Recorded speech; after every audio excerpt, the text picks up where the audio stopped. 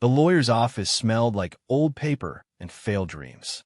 Elena Rodriguez sat in a cracked plastic chair, her 7-year-old daughter Maria pressed against her side, both of them sweating in clothes they'd worn for 3 days straight.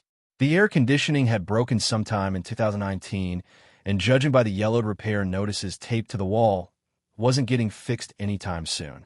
"Miss Rodriguez," the lawyer said, not looking up from the paperwork scattered across his desk. His name was Howard Bennett, and everything about him, from his rumpled suit to his tone, suggested a man who'd stopped caring about his clients somewhere around his 3rd decade of practice. "I'm going to be honest with you. This inheritance is essentially worthless."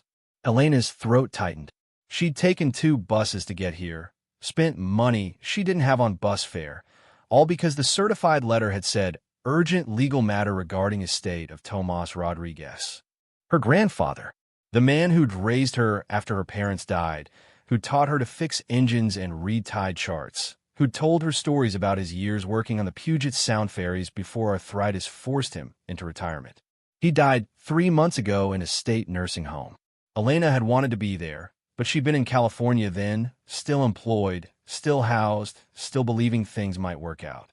By the time she got the news and hitchhiked north to Washington, he'd already been cremated. No service, no goodbye, just a bill from a nursing home for $847 in unpaid expenses that she couldn't pay. "What kind of inheritance?" Elena asked, trying to keep hope from creeping into her voice. Hope was dangerous. Hope made you believe in possibilities that could crush you when they failed to materialize. Bennett finally looked up, his expression somewhere between pity and annoyance. "Your grandfather owned a vessel, the Morning Star, former Washington State ferry, decommissioned in 1998, purchased at auction for $1,200 in 2001. He registered it in his name and apparently lived on it for several years before his health declined." Elena's heart began to beat faster. The Morning Star. She remembered it vaguely from childhood visits to her grandfather's mooring. A massive ferry, over 300 feet long, that had been converted into a floating home and workshop. She'd spent summers there, sleeping in converted passenger cabins, helping her grandfather repair marine engines for other boat owners. "Where is it now?" Elena asked. "That's the problem," Bennett said, pulling out a sheaf of photographs. "It's been moored in an abandoned shipyard in Tacoma for the past 15 years. Your grandfather stopped paying mooring fees in 2018. The shipyard tried to sell the vessel for scrap to recover the debt, but environmental regulations made it prohibitively expensive to dismantle. So it's just been sitting there." He slid the photos across the desk. Elena picked them up, her hands trembling slightly. The Morning Star looked nothing like she remembered.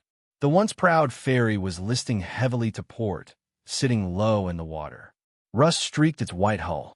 Windows were broken. The upper decks sagged under the weight of accumulated rain and debris. "It's sinking," Bennett said flatly. "Very slowly, but definitely sinking. The hull is compromised. The pumps don't work. Maybe 5 years before it goes under completely, maybe less." "How much does grandfather owe?" Elena asked, though she already knew the answer would be more than she could afford. Bennett consulted another document. Mooring fees, environmental fines, unpaid taxes, approximately $47,000. If you accept the inheritance, you accept the debt. If you refuse it, the county will seize the vessel, sell it for scrap if they can figure out how to do it legally, and whatever they recover will go toward the debts. You get nothing either way. Maria tugged on Elena's sleeve. "Mama, I'm thirsty." "In a minute, baby," Elena murmured, her mind racing. $47,000 might as well be $47 million. She had $83 in her pocket, the last of her unemployment check. They'd been living in their car for 6 weeks, ever since the eviction. Before that, they'd spent 2 months in a shelter, but the waiting list was too long to stay indefinitely. "Is there anything valuable on the ferry?" she asked, grasping at possibilities. "Equipment, salvageable materials?" Bennett shrugged. Anything worth taking was stripped out years ago. Copper wiring, brass fixtures, anything that could be sold. "Your grandfather wasn't wealthy, Miss Rodriguez. He was a working man who made a foolish purchase and then couldn't maintain it." "Don't speak ill of the dead," Elena wanted to say. Don't call him foolish when you didn't know him. But she stayed silent because what did it matter? The man was gone, and he'd left her with nothing but more problems. I need to think about it, Elena said, gathering the photos.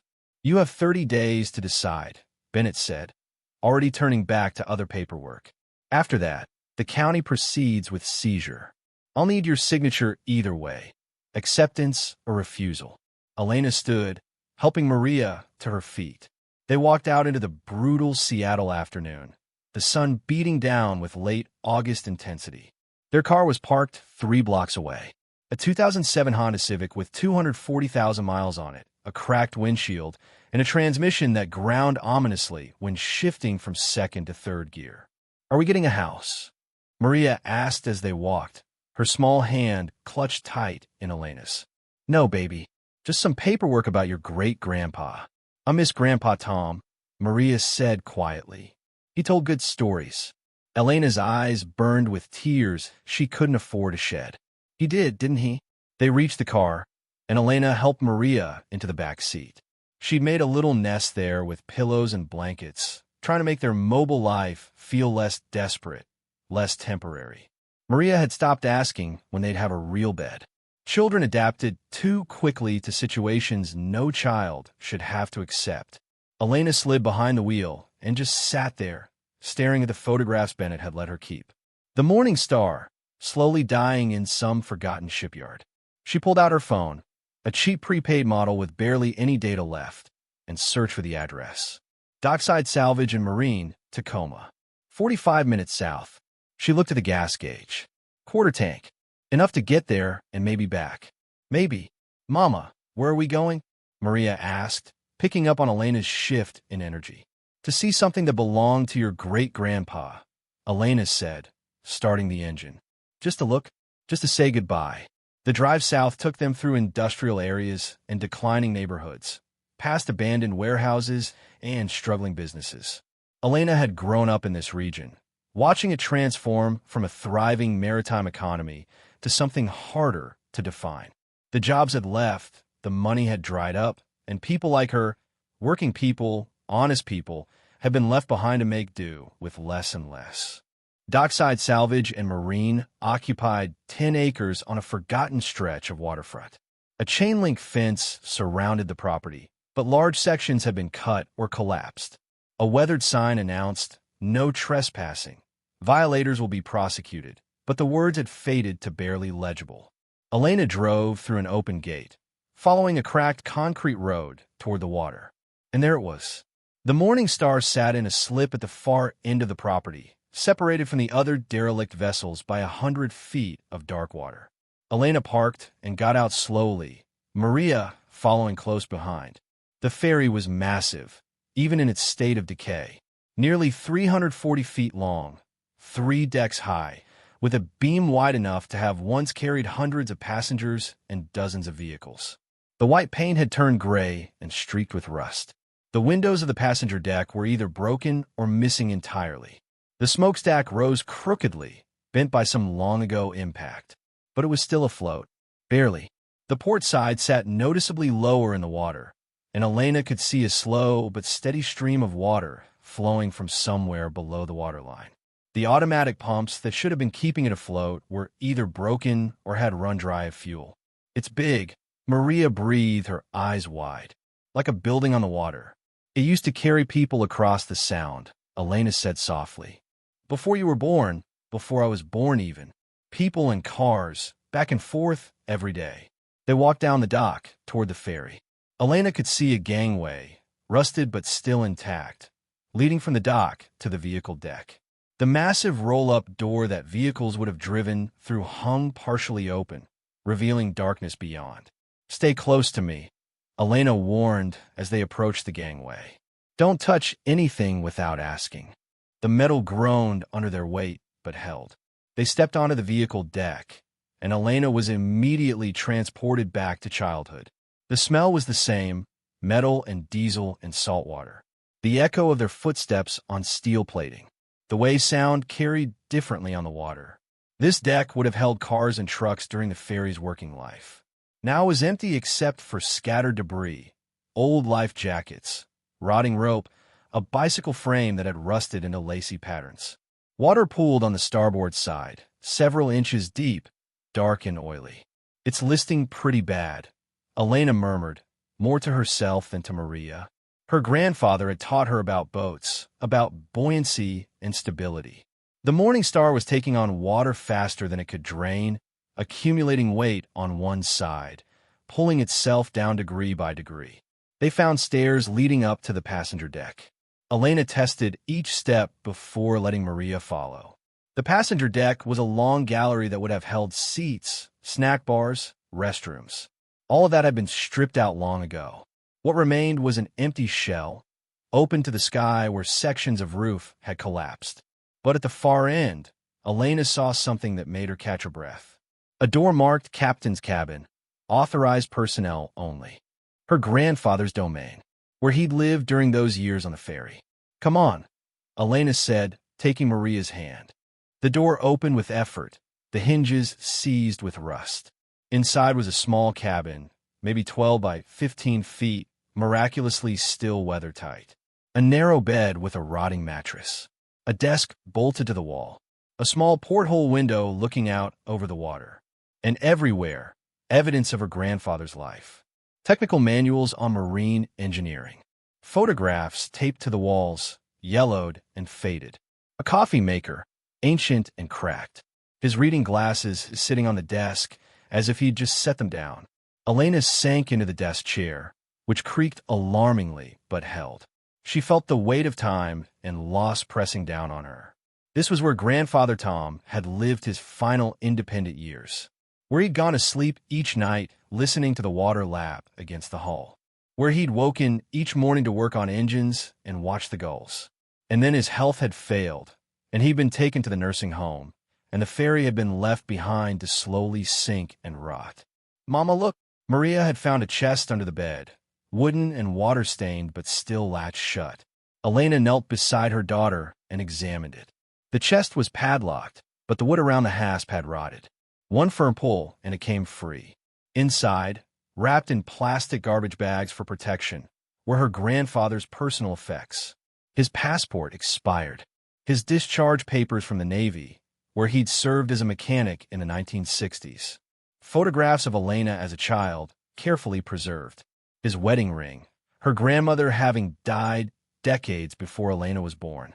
Letters, dozens of them, written in her grandfather's careful handwriting but apparently never sent.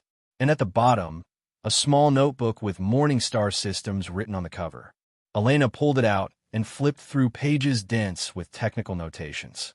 Fuel tanks, capacity 5,000 gallons, current status unknown.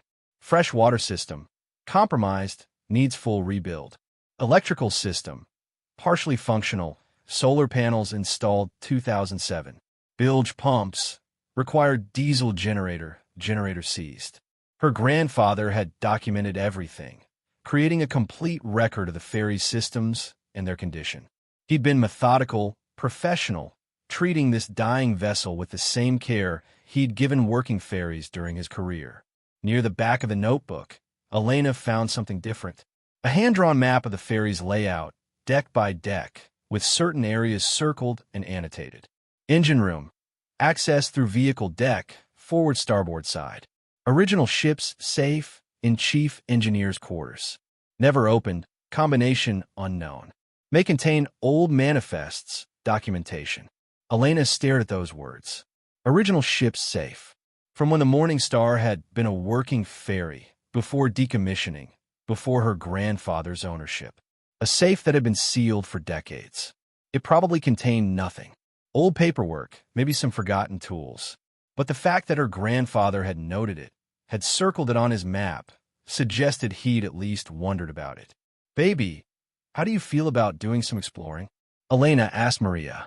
"Is it safe?" Maria asked, demonstrating the caution that living in uncertainty had taught her. "We'll be careful," Elena said. "Very careful, but I want to see the engine room, where Great-Grandpa used to work." They made their way back down to the vehicle deck, Elena using her phone's flashlight to navigate the darker areas. The ferry creaked and groaned around them, metal settling, water moving through compromised hull plates. Every sound made Elena's heart race, imagining catastrophic failure, the ferry rolling over and taking them down. But they pressed forward, following her grandfather's map. The engine room access was exactly where he'd indicated, a heavy steel door with a wheel lock, the kind you'd see on a submarine. Elena gripped the wheel and threw her weight against it. Nothing. Seized solid with rust and time. She tried again, bracing her feet, using every ounce of strength. The wheel moved a fraction of an inch, then another fraction. Then, with a grinding shriek that echoed through the ferry, it began to turn. "Stay back," Elena warned Maria, not knowing what they'd find beyond the door. The door swung inward, releasing a gust of air that smelled like diesel and decay and stagnant water. Elena shone her light into the darkness beyond, revealing a metal stairway descending into the bowels of the ferry. The engine room. They descended carefully, Elena testing each step. The stairway was steep and narrow, designed for crew members who knew their way around, not for trespassers with small children. At the bottom, Elena's flashlight revealed a space that stole her breath. The engine room was cathedral-like in its scale. Massive diesel engines sat silent and still, each one the size of a small car. Pipes ran everywhere, fuel lines, coolant lines, steam lines, forming a maze of industrial arteries. Gauges and valves covered the walls. Control panels sat dark and dead. This was the heart of the ferry, where power had been generated, where the machinery that moved thousands of people had lived and breathed. Now it was a tomb, water-filled and silent. "It's flooding," Elena realized, shining her light at the floor.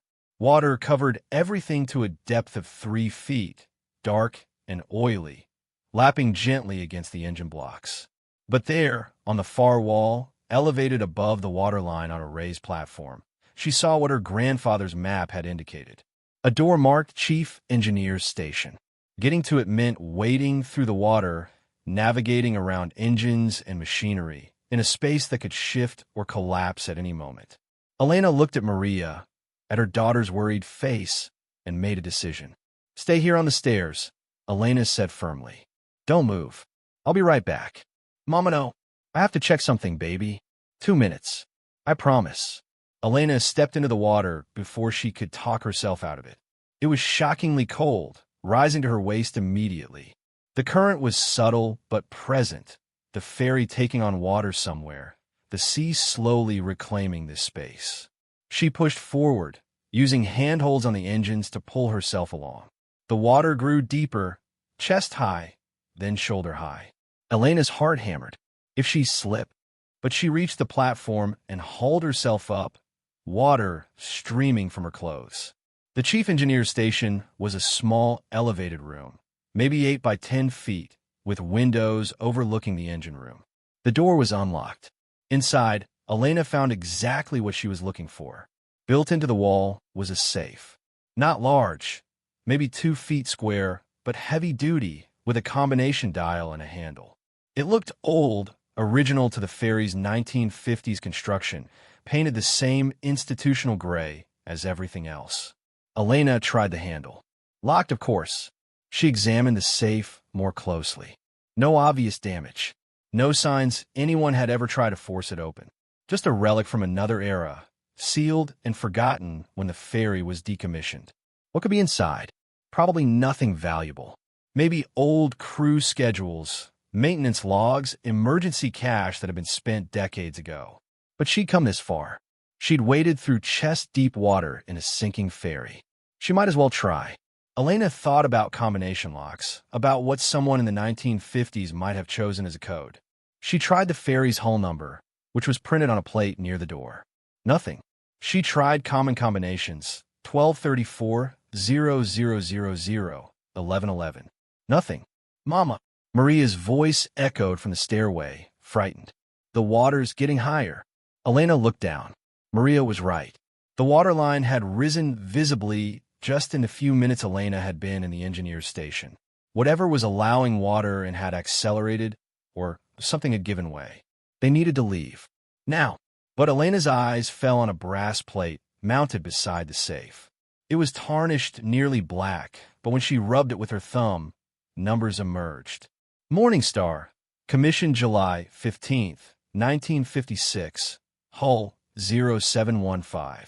July 15th, the ferry's birthday. July 15th, 56. Elena's hands trembled as she spun the dial. Right to 7, left to 15, right to 56. The handle moved. The safe door swung open with a soft click that seemed impossibly loud in the silent engine room. Inside, wrapped in oilcloth and plastic, were stacks of paper. Elena pulled them out with shaking hands, holding them up to her phone's light. They weren't old crew schedules or maintenance logs. They were certificates. Bearer certificates for gold, issued by the United States Treasury, dated between 1952 and 1968. Each one represented a specific quantity of gold held in Federal Reserve, redeemable by whoever physically held the certificate. Elena's vision swam as she flipped through them, her mind struggling to process what she was seeing. Each certificate was for different amounts, some for 10 troy ounces, some for 100, some for 1,000. And there were dozens of them. Hundreds. She found a manifest, yellowed and fragile, listing the certificates by serial number and total value.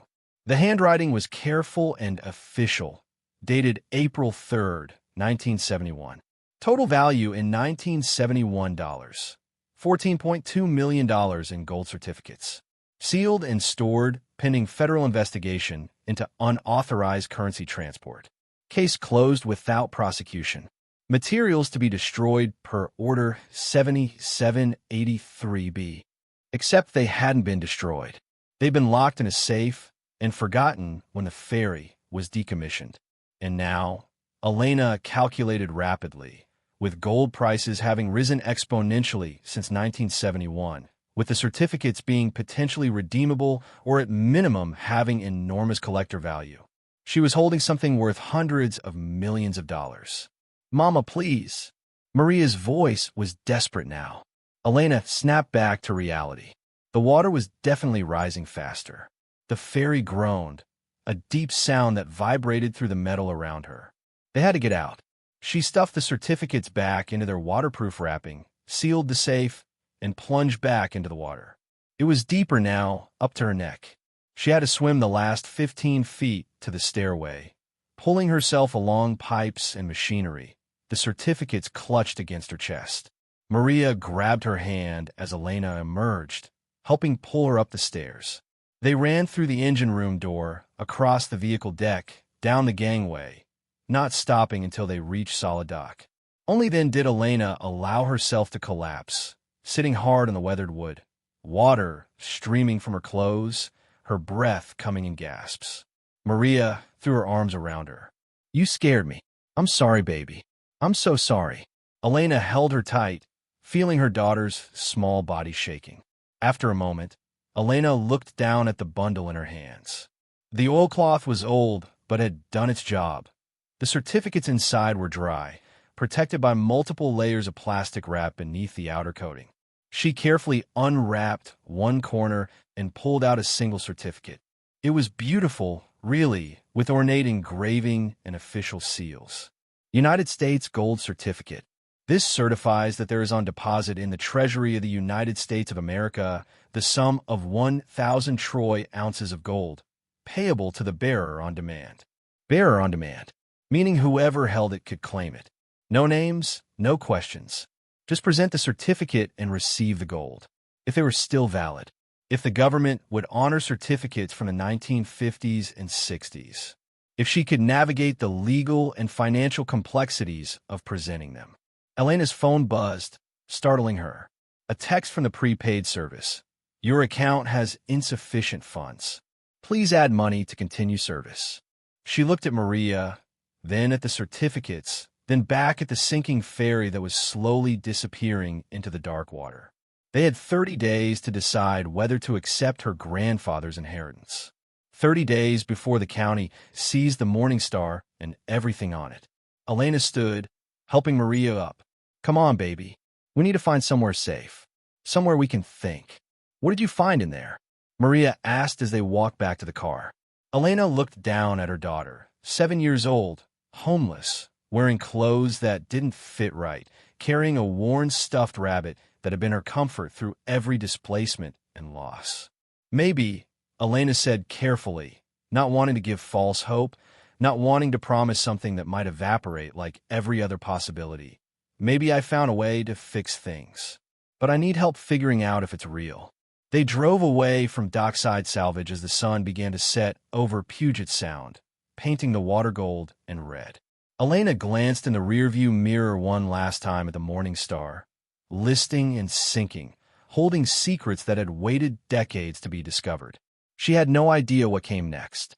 She didn't know if the certificates were valid, legal, valuable. She didn't know who to trust, who to tell, how to proceed. All she knew was that her life had just become infinitely more complicated. And possibly, impossibly, it had also just changed forever.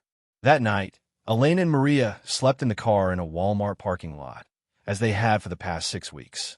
But this time, Elena couldn't sleep. She lay in the reclined driver's seat, staring at the ceiling, her mind racing through possibilities and dangers. The certificates were wrapped in plastic bags and hidden under the spare tire in the trunk. She checked them 3 times already, making sure they were secure, making sure they were real, making sure she hadn't imagined the whole thing. Each time she looked at them, the same words jumped out. Bearer certificates. Gold. Treasury of the United States. Amounts ranging from 10 troy ounces to 5,000 troy ounces per certificate. She'd counted them carefully in the Walmart bathroom while Maria waited in a stall. 47 certificates total. When she added up the troy ounces listed on each one, the total came to approximately 186,000 troy ounces of gold. At current gold prices, she'd looked it up on her dying phone. That was roughly $318 million worth of gold. The number was so large it didn't feel real. It felt like monopoly money, like a joke, like something that would evaporate the moment she tried to touch it. But the certificates felt real in her hands. The paper was thick, official, with watermarks and serial numbers. The seals looked authentic, raised and textured. The signatures were in actual ink, not printed. Around 2 a.m., Elena finally gave up on sleep and opened her laptop, an old, battered machine she'd managed to hold onto through everything. She used the Walmart's free Wi-Fi to research gold certificates, federal currency, bearer bonds. What she found was both encouraging and terrifying. Gold certificates had been issued by the U.S. Treasury from 1865 through 1933 as a paper currency backed by gold deposits. After 1933, private ownership of gold certificates became illegal, but the government continued issuing them for internal accounting purposes and for certain institutional holders until 1968.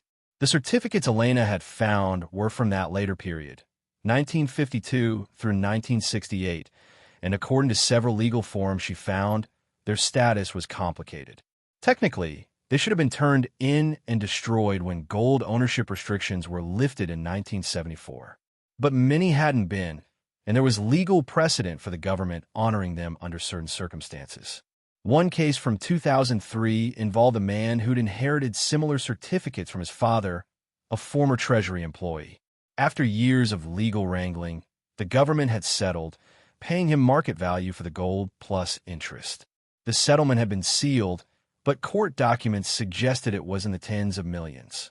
Another case from 2011 had gone differently. A woman presented certificates she claimed to have found in an estate sale. The Treasury Department declared them stolen property, seized them, and launched a criminal investigation. The woman spent 2 years fighting fraud charges before the case was dismissed. The difference, as far as Elena could tell, was provenance. Could you prove how you'd obtained the certificates? Could you demonstrate they hadn't been stolen? Could you establish a legitimate chain of custody? Elena had her grandfather's ownership of the ferry. She had the safe where the certificates had been stored. She had the manifest showing they'd been placed there in 1971 as part of a closed federal investigation. But would that be enough? And who could she even ask without risking everything? She found herself thinking about her grandfather. Tom Rodriguez had been a careful man, methodical and honest. If he'd known about the certificates, he would have mentioned them, which meant he probably hadn't known. He bought the ferry at auction in 2001, 30 years after the certificates were sealed away. He'd lived on it, worked on it, probably never thought to check a safe in a flooded engine room. But someone had known. Someone in 1971 had put those certificates in that safe with a manifest describing a federal investigation. Someone had decided to hide them rather than destroy them as ordered. Why? Elena leaned back in her seat, exhausted but too wired to rest. Beside her, Maria slept peacefully, hugging her stuffed rabbit. At least one of them could find peace. As dawn broke, Elena made a decision. She needed help. Real, professional, trustworthy help. But who? A lawyer would want to report it immediately, might even be legally required to. A financial advisor might try to take advantage of her desperation. The government would seize the certificates, and she'd spend years fighting just to get a fraction of their value. She thought about the one person who'd shown her kindness in the past months. Father Miguel at St. Catherine's Church, where she and Maria sometimes went for free meals and showers. He was older, wise, and had helped countless people navigate impossible situations. Maybe he would know what to do, or at least know someone who did. At 8 a.m., Elena drove to St. Catherine's. The church was a modest building in a working-class neighborhood, its parking lot already filling with people seeking help from the food pantry. Elena and Maria joined the line, and when they reached the front, Elena asked if Father Miguel was available. "He's hearing confessions," the volunteer said, "but you can wait if it's important." "It is," Elena said. They sat in a back pew of the church, Maria coloring on the back of a bulletin with a pencil someone had left behind. Elena watched people come and go, each one carrying their own burdens, their own desperate situations. She wondered how many of them would believe her if she told them what she'd found. Father Miguel emerged from the confessional 20 minutes later. He was in his 60s, with gray hair and kind eyes that had seen every variety of human struggle. When he spotted Elena, he smiled and walked over. "Elena, Maria," he said warmly. "It's good to see you both. How are you managing?" "We're okay," Elena said automatically, then caught herself. "Actually, Father, I need to talk to you about something. Something complicated." His expression shifted to concern. "Of course. Come to my office." They followed him to a small, cluttered room filled with books and photographs. Father Miguel cleared papers from 2 chairs, gestured for them to sit, and settled behind his desk. "Maria, honey," he said, pulling out a box of crackers and a coloring book. "Why don't you work on this while your mama and I talk? Take your time. Make it beautiful." Maria accepted the gifts gratefully, settling into a corner with her rabbit and her new treasures. Father Miguel turned his attention to Elena. "Now, tell me what's troubling you." Elena took a deep breath. "My grandfather died 3 months ago. He left me a ferry, an old decommissioned ferry that's slowly sinking into coma. It comes with $47,000 in debt that I can't possibly pay." "I'm sorry," Father Miguel said gently. "Loss is always difficult, and debt makes it worse." "That's not the complicated part," Elena continued. "Yesterday, I went to see the ferry, just to say goodbye, and I found something inside it, something valuable, something that might be worth hundreds of millions of dollars." Father Miguel's eyebrows rose, but he didn't interrupt. Elena pulled out her phone and showed him the photographs she'd taken of the certificates before carefully rewrapping them. Gold certificates, issued by the U.S. Treasury. Bearer certificates, which means whoever holds them can claim them. "I found them in a safe that's been sealed since 1971. Father Miguel studied the photographs, his expression thoughtful. "Do you know if they're legitimate?" "I've done some research. They look real, but I don't know if the government will honor them. I don't know if I can even present them without being accused of stealing them. I don't know who to trust. And you came to me because you're the only person I know who won't judge me or try to take advantage," Elena said, her voice breaking slightly. "Father, I've been living in my car with my daughter for 6 weeks. Before that, we were in shelters. Before that, I lost my job, my apartment, everything. I'm drowning. And this feels like a lifeline, but I'm terrified to grab it because I don't know if it will pull me under instead of saving me." Father Miguel was quiet for a long moment. Then he said, May I see one of the actual certificates? Not just a photograph. Elena hesitated, then nodded. They're in the car. I'll get one. She left Maria with Father Miguel and retrieved a single certificate from the trunk, one of the smaller ones, representing 100 troy ounces. Back in the office, she handed it to the priest. He examined it carefully, holding it up to the light, studying the watermarks and seals. This looks authentic, he said finally. But I'm no expert. You need someone who can verify these properly, someone with expertise in historical currency and treasury documents. Who? Elena asked. I know someone, Father Miguel said. A parishioner. Her name is Dr. Sarah Chun. She's a professor of financial history at University of Washington and consults for museums and private collectors. She specializes in historical American currency and bonds. She's trustworthy, discreet, and brilliant. Elena felt a flutter of hope. Would she help me? I can ask her. But Elena, you need to understand something. If these certificates are real and valuable, you're going to face challenges. Legal challenges, tax implications, possibly people who claim the certificates belong to them. This won't be simple. Nothing in my life has ever been simple, Elena said with a bitter laugh. But at least this might lead somewhere better than a Walmart parking lot. Father Miguel picked up his phone and made a call. Elena could only hear his side of the conversation, but it seemed to go well. After a few minutes, he hung up. Dr. Chun can see you this afternoon at 2 p.m., her office on campus. I told her it was urgent and sensitive. She'll keep this confidential for now, but she'll need to examine the certificates in person to determine authenticity. Elena felt tears prick her eyes. Thank you, Father. Don't thank me yet, he said gently. This is just the beginning. But I believe God puts opportunities in our path for a reason.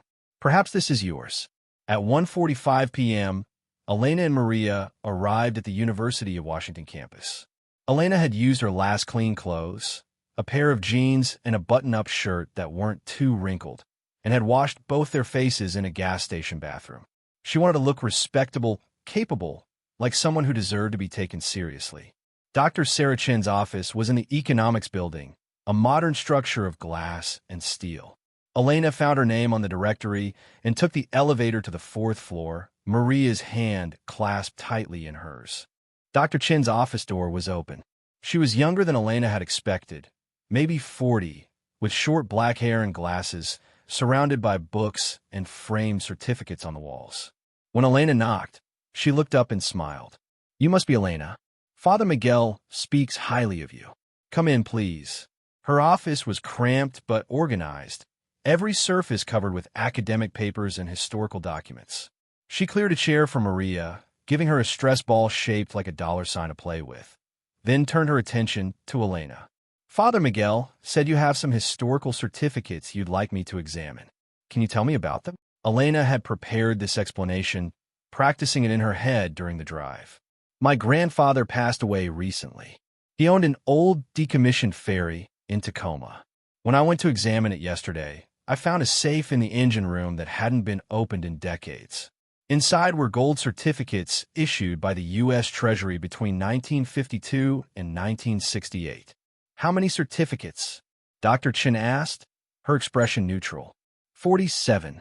Dr. Chen's eyebrows rose slightly. That's quite a few. May I see them? Elena had brought all of them, carefully wrapped and carried in a canvas bag. She pulled them out and laid them on Dr. Chen's desk. The professor put on white cotton gloves and began examining them one by one.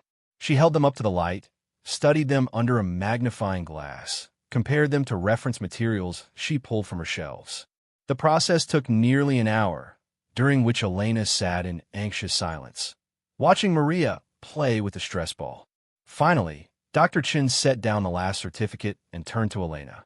These are authentic, she said quietly. Genuine U.S. Treasury gold certificates from the post-war period. The paper is correct, the printing is correct, the serial numbers are in the right format for their dates.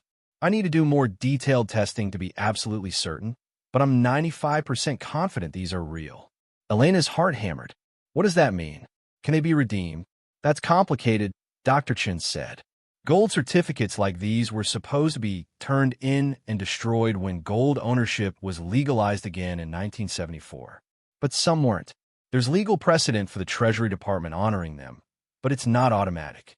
You need to prove legitimate ownership, demonstrate you didn't steal them, and navigate a complex legal process. How much are they worth? Elena asked, almost afraid of the answer.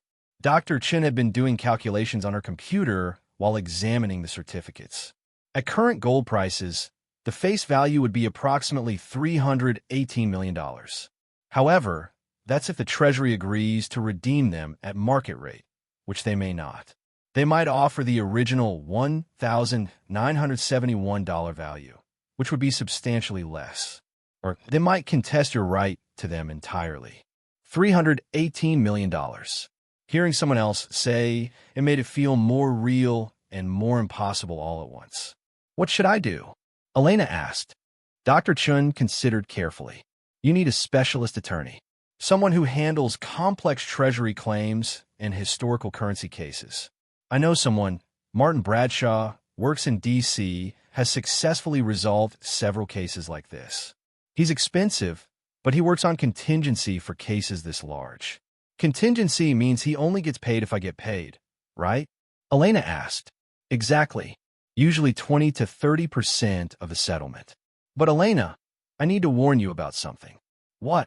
The moment you file a claim with the Treasury, this becomes public knowledge. People will find out. The media will probably get interested.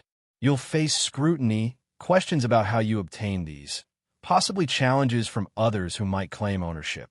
Your life will change dramatically, and not all of it will be pleasant. Elena thought about her life as it was, living in a car, struggling to feed her daughter, constantly afraid of what came next.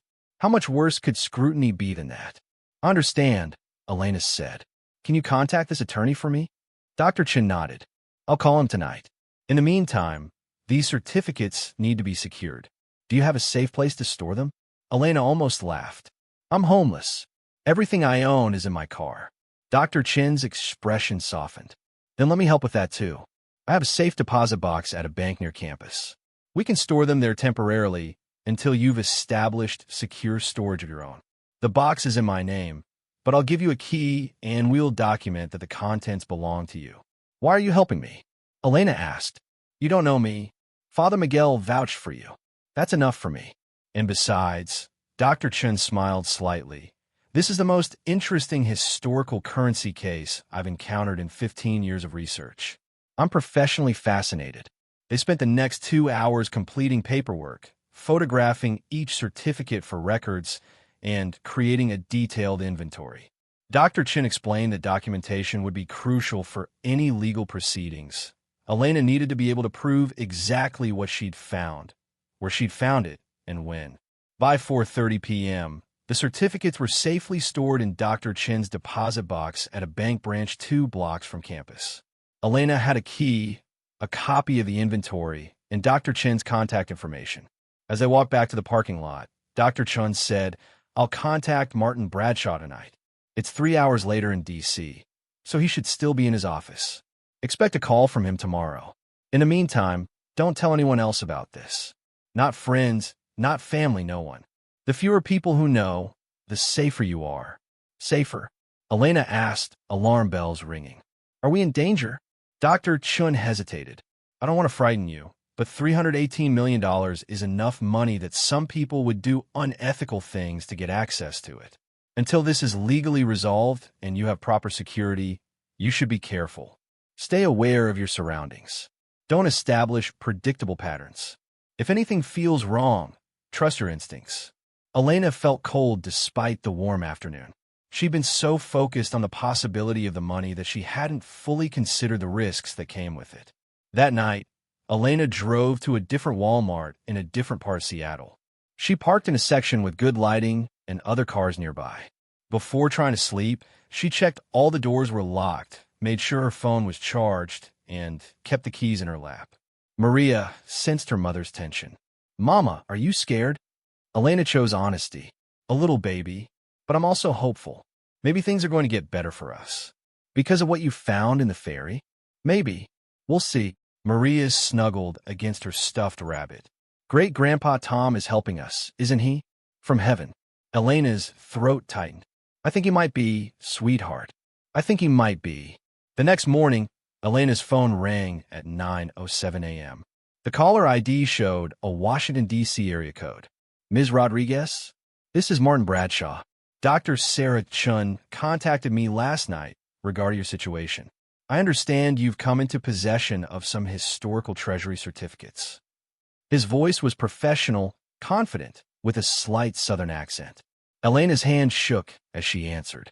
Yes, gold certificates. Dr. Chun examined them and said they're authentic.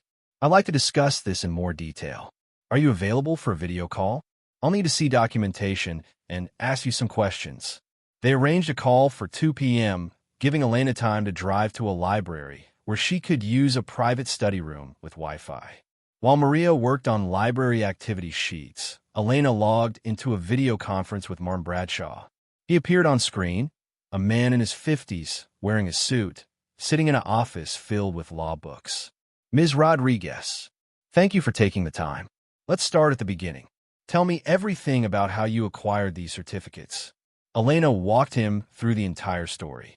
Her grandfather's death, the inheritance of the ferry, finding the safe, the manifest showing the certificates had been stored there in 1971.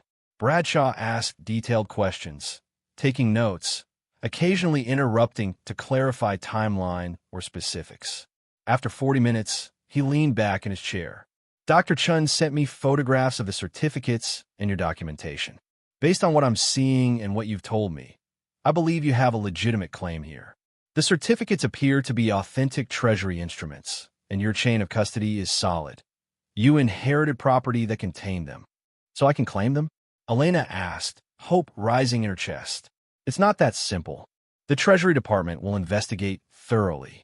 They'll verify the certificates are genuine, which I believe they are.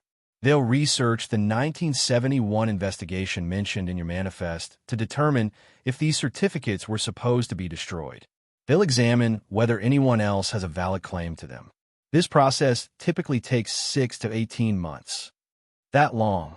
Elena's heart sank. I'm afraid so. However, there are some things we can do to expedite the process and strengthen your position. First, we'll file a formal claim with the Treasury Department and the Federal Reserve. Second, we'll request expedited processing based on your financial hardship.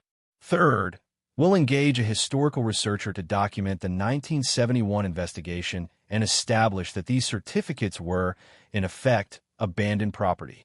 What about the $47,000 debt on the ferry? Elena asked. I have 30 days to accept the inheritance or the county seizes it. Bradshaw thought for a moment. Accept the inheritance. The ferry and its debts become your legal property, which strengthens your claim to anything found within it. I'll work with local attorneys to negotiate a payment plan for the debts based on anticipated proceeds from the certificate claim. Most creditors will be willing to wait when they understand what's at stake. And what about your fees? Elena asked quietly. I work on contingency for cases like this. If we're successful, my fee is 25% of the settlement amount. If we're not successful, you owe me nothing. Additionally, I'll need you to sign an agreement giving me power of attorney to negotiate with the Treasury on your behalf. 25% of $318 million was nearly $80 million. But that meant Elena would still get roughly $240 million. More money than she could comprehend. What are the chances we succeed? She asked. Based on precedent and the strength of your claim, I'd say 70%. The main risk is if the Treasury decides these certificates were stolen property from a 1971 investigation. But the manifest suggests they were simply forgotten, not stolen. And possession for over 50 years creates a strong abandonment argument. Elena made her decision. Okay, let's do it. Excellent. I'll send you documents to sign electronically. Once I have those, I'll file the claim with the Treasury Department. In the meantime, do not speak to any media, do not discuss this with anyone except Dr. Chun and myself, and do not make any large purchases or changes to your lifestyle. We want to present you as a hardworking single mother who stumbled onto something extraordinary, not as someone trying to get rich quick. That last part was easy. Elena had no money to make large purchases anyway. After the call ended, Elena sat in the library study room, her head spinning. This was really happening. She was really going to try to claim $318 million in gold certificates. Maria appeared at the door, holding up a drawing she'd made. "Look, Mama, I drew the big boat that great-grandpa Tom lived on." Elena pulled her daughter onto her lap, looking at the picture. Maria had drawn the Morning Star in surprising detail. The 3 decks, the smokestack, even the rust streaks on the hull. But she'd added something that wasn't there, a big golden sun shining down on it, making everything bright. "It's beautiful, baby," Elena whispered, holding her close. "Is the boat going to help us?" Maria asked. "I think it might," Elena said. "I really think it might." Over the next week, Elena's life became a strange mixture of desperate poverty and extraordinary possibility. During the day, she still struggled to find work, still used food pantries, still slept in her car. But now she also spent hours on phone calls with Bradshaw, signing documents, providing information, building the case for her claim. Bradshaw worked quickly. Within 5 days, he filed a formal claim with the U.S. Treasury Department and the Federal Reserve Bank. He'd engaged a historical researcher who discovered records of the 1971 investigation. Apparently, the certificates had been seized from a smuggling operation, then somehow lost in bureaucratic shuffle when the case was closed. He'd also negotiated with the county regarding the ferry's debts. Once they understood that Elena had potentially valuable assets and legal representation, they'd agreed to a payment plan, $500 per month starting after the Treasury claim was resolved. Elena signed papers accepting her grandfather's inheritance. The Morning Star was officially hers, along with its $47,000 in debts. But more importantly, everything found within it was legally hers as well. 2 weeks after finding the certificates, Elena received a call from the Treasury Department. A special agent Morrison from the Financial Crimes Division wanted to interview her. "Is this normal?" Elena asked Bradshaw nervously. "Completely normal," he assured her. "They need to verify your story and establish you didn't obtain these certificates through criminal means. Just tell the truth. I'll be on the call with you." The interview happened via video conference and lasted nearly 3 hours. Special Agent Morrison was thorough, methodical, and deeply skeptical. He asked about Elena's background, her grandfather's history, the condition of the ferry, how she'd accessed the safe, why she hadn't immediately reported the find. Bradshaw handled the difficult questions, explaining that Elena had acted reasonably by seeking expert verification before making official claims. Dr. Chun was brought into the call to verify she'd examined the certificates and confirmed their authenticity. At the end, Morrison said, "We'll need to physically examine the certificates. They'll need to be transported to the Treasury Department's verification facility in D.C. "My client is willing to cooperate fully," Bradshaw said. "However, we'll need written assurance that the certificates won't be seized without due process and that Ms. Rodriguez's claim will be evaluated fairly." "I can provide that assurance," Morrison said. "We're not in the business of stealing from citizens, Mr. Bradshaw. We're just trying to determine the legal status of these instruments." Arrangements were made. The certificates would be transported by armed courier from Seattle to D.C., where Treasury experts would examine them. The process would take approximately 6 weeks. "And then what?" Elena asked Bradshaw after the call ended. "Then we wait for their determination. They'll verify authenticity, research the 1971 case, evaluate whether the certificates are redeemable. If they decide in your favor, they'll make an offer. If they don't, we'll have to decide whether to accept their decision or fight it in federal court." Elena felt the weight of uncertainty pressing down on her. 6 weeks of waiting. 6 weeks of not knowing if this lifeline was real or if it would dissolve into nothing. But she'd survived this long. She could survive 6 more weeks. What she didn't know, what none of them knew yet, was that there were people who'd been waiting decades for these certificates to surface. People who'd been patient, careful, watching for any sign that the lost gold might be found. And Elena's claim with the Treasury Department had just told them exactly where to look. On a dark night, 3 weeks after Elena had found the certificates, A man in an expensive suit sat in an office in downtown Seattle, reading a confidential report. His name was Richard Sullivan, and in 1971, he'd been a young Treasury agent assigned to a smuggling case. The case where $14.2 million in gold certificates had disappeared. He thought they were gone forever, destroyed or lost or stolen by someone who'd known better than to try to redeem them. But now they'd surfaced, found by a homeless woman in an old ferry. Sullivan picked up his phone and made a call. "We have a problem," he said when someone answered. "The Tacoma certificates have been found." The voice on the other end was quiet for a moment. "Then who found them?" "A nobody. Single mother named Elena Rodriguez. She's filed a claim with Treasury." "Can we stop it?" Sullivan considered. "Not legally.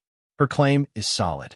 But there might be other ways to persuade her that pursuing this claim isn't in her best interest." "Do what needs to be done," the voice said. "Those certificates were worth $14 million in 1971.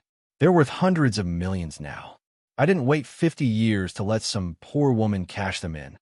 "Understood," Sullivan said, and ended the call. He pulled up Elena's information on his computer screen. Current address: none, apparently homeless. Last known location: various Walmart parking lots in Seattle area. One daughter, age 7. Vulnerable. Desperate. Probably wouldn't even see it coming. Sullivan made another call, this one to a different kind of professional. The kind who specialized in making people disappear or making them understand that some opportunities were too dangerous to pursue. "I have a job for you," Sullivan said when the man answered. "A woman in Seattle who needs to be convinced to drop a Treasury claim. Do whatever it takes." 3,000 miles away, in that office in D.C., Martin Bradshaw was working late when his secure email pinged. It was from a contact in the Treasury Department, someone who owed him favors. The email was brief. "Your client's case has attracted attention from some very interested parties. High-level former officials are making inquiries. Be careful." Bradshaw stared at the message for a long moment, then picked up his phone and called Elena. "Ms. Rodriguez," he said when she answered, "we need to talk about security." Elena's phone call with Martin Bradshaw at 11:47 p.m. sent ice through her veins. "Security?" she repeated, glancing at Maria asleep in the back seat. They were parked at a rest stop off I-5, one of the rotating locations Elena used to avoid establishing patterns. "What kind of security?" "I received a tip from a Treasury contact," Bradshaw said carefully. "Your claim has attracted attention from some former officials who were involved in the original 1971 case. They're making inquiries, asking questions about you, about the certificates. It might be nothing, but I'd rather be cautious." Elena's hands tightened on the steering wheel. "What does that mean? Are we in danger?" "I don't know yet, but $318 million is enough money that people sometimes act irrationally. I want you to take some precautions. Don't stay in the same location 2 nights in a row. Vary your routines. If anyone approaches you asking about the certificates, don't engage. Call me immediately. And Elena, if you feel threatened in any way, call 911 first, then call me." After hanging up, Elena sat in the darkness of the rest stop, listening to the hum of trucks on the highway and the sound of her daughter's breathing. She'd thought finding the certificates would solve her problems. Instead, she just created new, more dangerous ones. She started the car and drove, changing locations at midnight, heading toward a 24-hour diner where they could sit in bright lights and public view. Her grandfather had taught her long ago that the best defense was awareness. Know your surroundings, trust your instincts, always have an exit strategy. At the diner, Elena ordered coffee she couldn't afford and sat in a booth facing the door. She pulled out her laptop and began researching the 1971 Treasury case that Bradshaw's historical researcher had uncovered. The details were scattered across old newspaper archives and government records, but a picture emerged. In 1971, federal agents had intercepted a smuggling operation moving gold certificates from a decommissioned military facility to an offshore buyer. The certificates had been seized, the smugglers arrested. But during the bureaucratic process of destroying the certificates as required by law, they'd simply vanished. The Treasury investigation at the time had been led by Special Agent Richard Sullivan. He'd filed a report stating the certificates had been accidentally destroyed, but couldn't produce documentation proving it. The case had been quietly closed. Sullivan had retired from Treasury in 1995 with full pension and honors. Elena stared at Sullivan's photograph from a 1994 Treasury Department newsletter. He'd been in his 40s then, dark-haired and serious-looking. He'd be in his 70s now. Could he be one of the former officials Bradshaw's contact had warned about?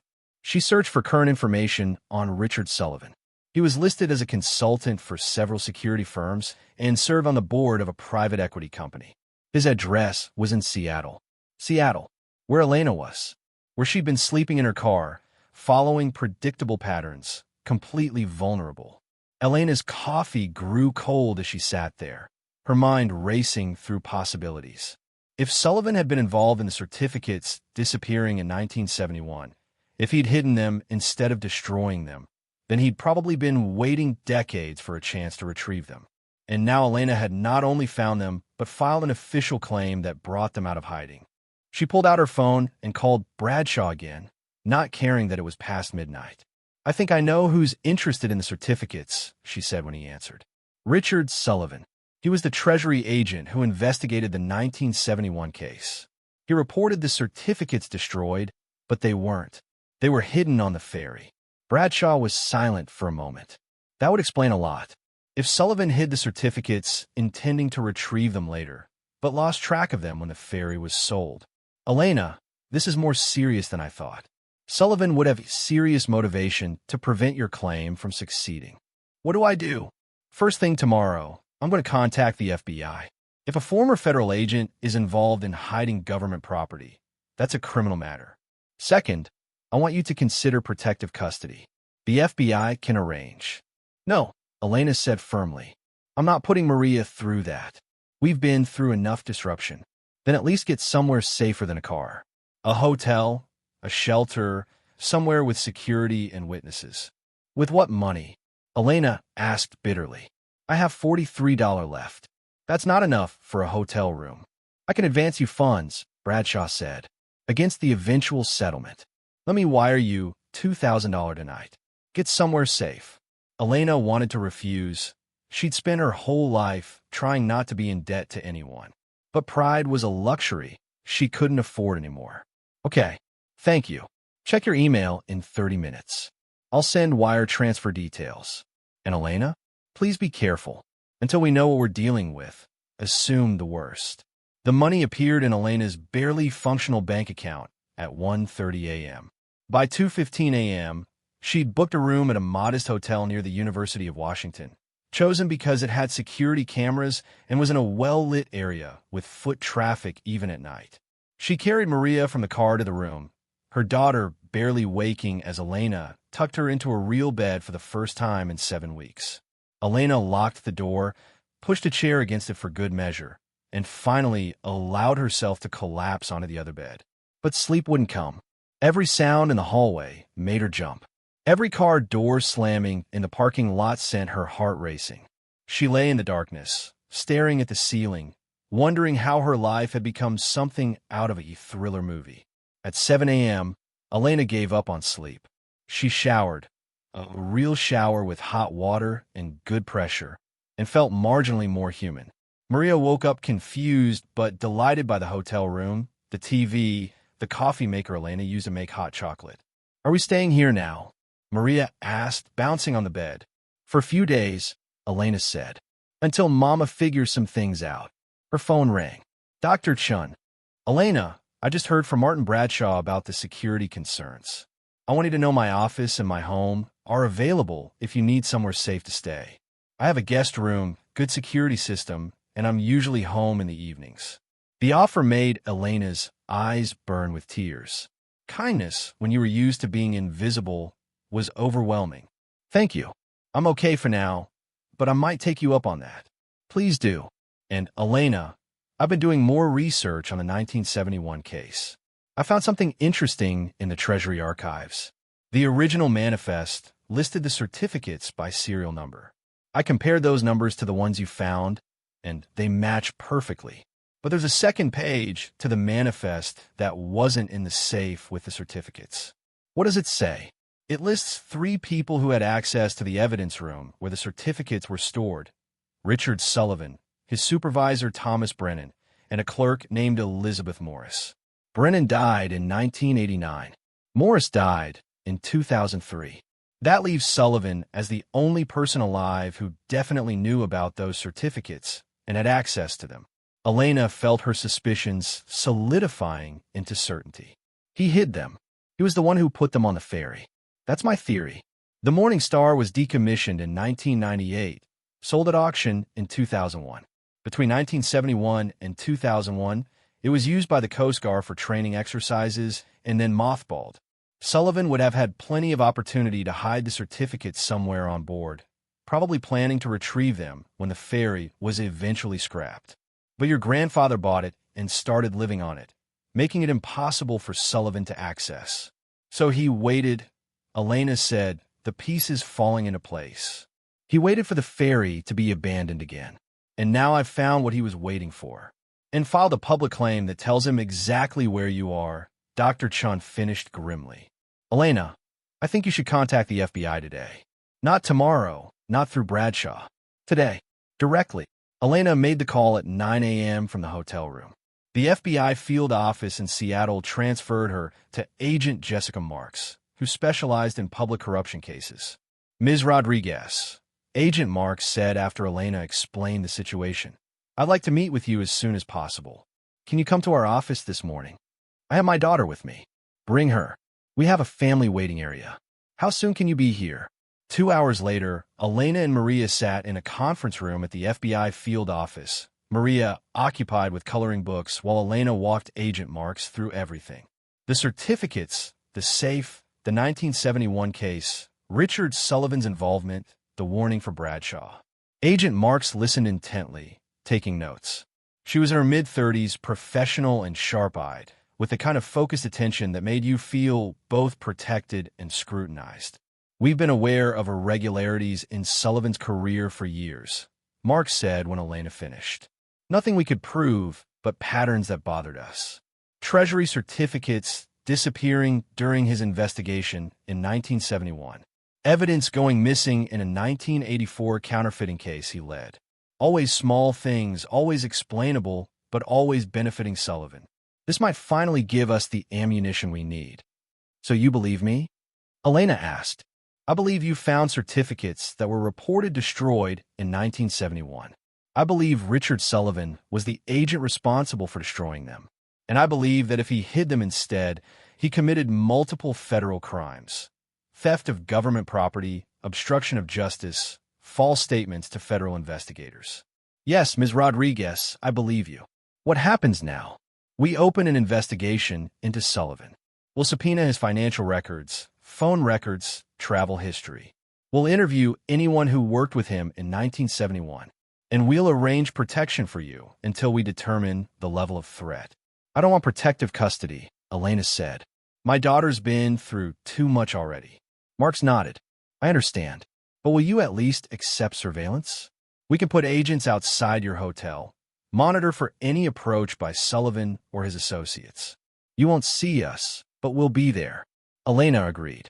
It was the least intrusive option, and honestly, she'd welcome the invisible protection. One more thing, Mark said. Your treasury claim. We'll need to put a hold on it while we investigate the criminal aspects. I know that's frustrating, but if these certificates were stolen by a federal agent, they're evidence in a criminal case. Elena's stomach dropped. For how long? Could be months. Could be longer. I'm sorry. The hope that had been building in Elena's chest deflated. Months more of uncertainty, of living hand-to-mouth, of wondering if this would ever actually save them. But what choice did she have?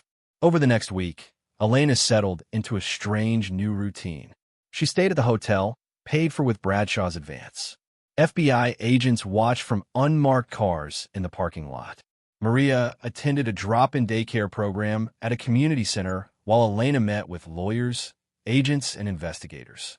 The investigation into Richard Sullivan moved quickly once the FBI started digging. His financial records showed regular payments from an offshore account, payments that had stopped in 2001, right when Elena's grandfather bought the ferry. Phone records from recent weeks showed multiple calls to a private investigation firm. Agent Marks called Elena on day 8. "We need to talk. Can you come to the office?" At the FBI office, Marks had a grim expression. "We've discovered that Sullivan hired a private investigator to locate you. The PI has been asking questions at homeless shelters, food pantries, places you've used. He hasn't found you yet because you're at the hotel now, but he's getting close." Elena felt fear spike through her. "What do we do?" "We're going to arrest Sullivan tomorrow morning. We have enough evidence to charge him with theft of government property and obstruction of justice from the 1971 case. Once he's in custody, the immediate threat goes away. And my claim for the certificates? That becomes clearer once we establish they were stolen by Sullivan. You'd still have a strong case as a good faith finder. But I want to be honest with you, this is going to take time. Federal cases move slowly." The next morning, Elena watched the news with sick fascination as reporters covered Richard Sullivan's arrest. The footage showed him being led from his expensive Seattle home in handcuffs, his face carefully blank.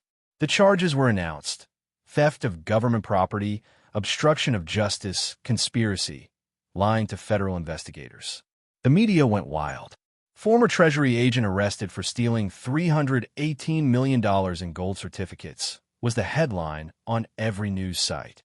Elena's name wasn't mentioned yet. Marks had managed to keep her identity sealed as part of the ongoing investigation, but it was only a matter of time. That afternoon, Bradshaw called with news. "The Treasury Department has reached out. With Sullivan's arrest and the evidence the FBI has gathered, they're willing to make a preliminary offer on your claim." "What kind of offer?" Elena asked, hardly daring to hope.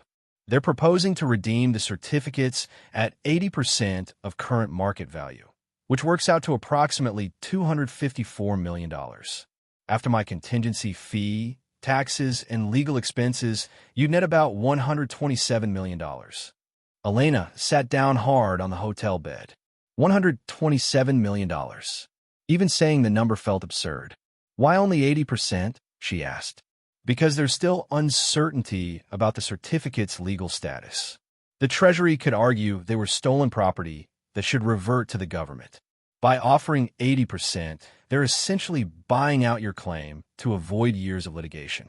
It's a compromise. Is it a fair compromise? In my professional opinion, yes.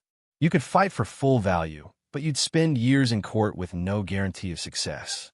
This way, you get a substantial settlement now with certainty." Elena thought about those years of court battles. Years of instability for Maria. Years of looking over her shoulder. Years of being defined by this fight, rather than moving forward with her life. "I'll take it," she said. "You're sure? You don't want time to think?" "I'm sure. Tell them yes." The settlement process took 3 weeks. Elena had to sign dozens of documents, sit through countless meetings, answer the same questions repeatedly. But at the end of it, the Treasury Department issued a check for $254 million, deposited directly into an escrow account while the various fees and taxes were processed. Martin Bradshaw took his 25% contingency fee, $63.5 million. Federal taxes took another 37%, approximately $94 million. Legal expenses, expert fees, and miscellaneous costs took another $3 million. What remained, transferred to Elena Rodriguez's name in a newly established trust account, was $127.5 million. Elena stared at the bank statement for a full 5 minutes, unable to process it. She'd spent the last year worried about having enough money for gas. Now she had more money than she could spend in 10 lifetimes. "Mama, why are you crying?" Maria asked, looking up from her coloring. "Happy tears, baby," Elena said, pulling her close. "We're going to be okay. We're really going to be okay." The first thing Elena did was hire a financial advisor, one recommended by Dr. Chun, who'd proven trustworthy throughout this process. The advisor, a woman named Patricia Torres, helped Elena understand what she now had. The first rule, Patricia said at their initial meeting, is that you need to be smart. Most people who suddenly come into wealth lose it within a few years through bad decisions or bad actors taking advantage of them. You need structure, planning, and protection. They set up multiple trusts. One for Maria's education and future needs. One for charitable giving. One for Elena's living expenses. The bulk of the money was invested in a diversified portfolio that would generate steady returns without requiring Elena to become a financial expert. What should I do first? Elena asked. Nothing dramatic, Patricia advised. Don't buy a mansion. Don't buy a fleet of cars. Don't tell everyone you know about the money. Take it slow. Get used to security. Make thoughtful decisions. But there were some things Elena needed to do immediately. She rented a modest 3-bedroom house in a safe neighborhood near good schools. Nothing ostentatious. $3, $500 a month, which was affordable but not excessive. She bought reliable cars, a Toyota Camry for herself, and kept the old Honda as a backup. She bought clothes that fit, furniture that wasn't broken, food without checking price tags. For the first time in over a year, she and Maria had stability. The second thing Elena did was pay off the $47,000 debt on the Morningstar. The ferry was officially, completely hers, and she had plans for it. She hired a marine surveyor to assess the ferry's condition. His report was grim. The vessel was taking on water, listing badly, and would sink within 2 years if nothing was done. Repairs would cost approximately $8 million to make it seaworthy again. That's a lot of money for an old ferry, the surveyor said. Are you planning to restore it for historical purposes? Something like that, Elena said. She contacted naval architects and engineers. She created plans. In 3 months after receiving her settlement, Elena announced the Morningstar Restoration Project. The ferry would be completely restored and converted into a floating community center.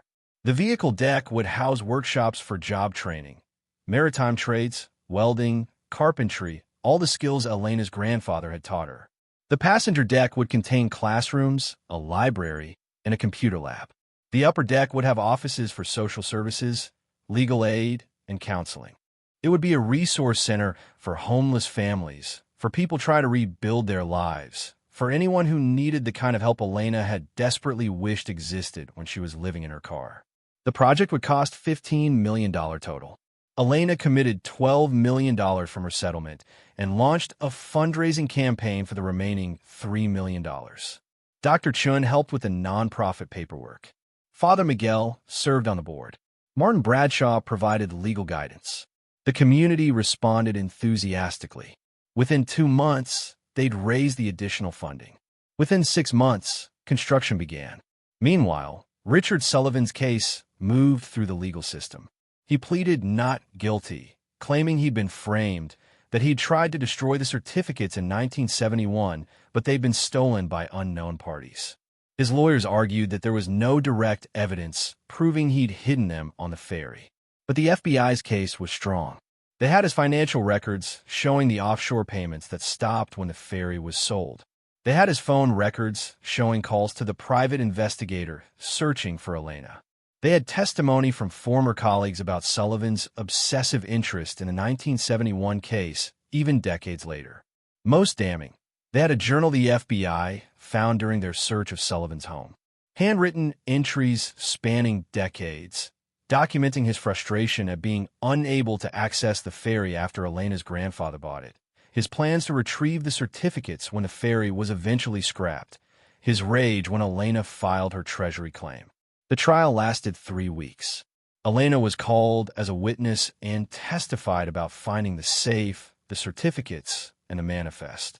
She was careful, factual, and sympathetic, a woman who'd stumbled onto something extraordinary and done the right thing despite personal hardship. The jury deliberated for less than 6 hours.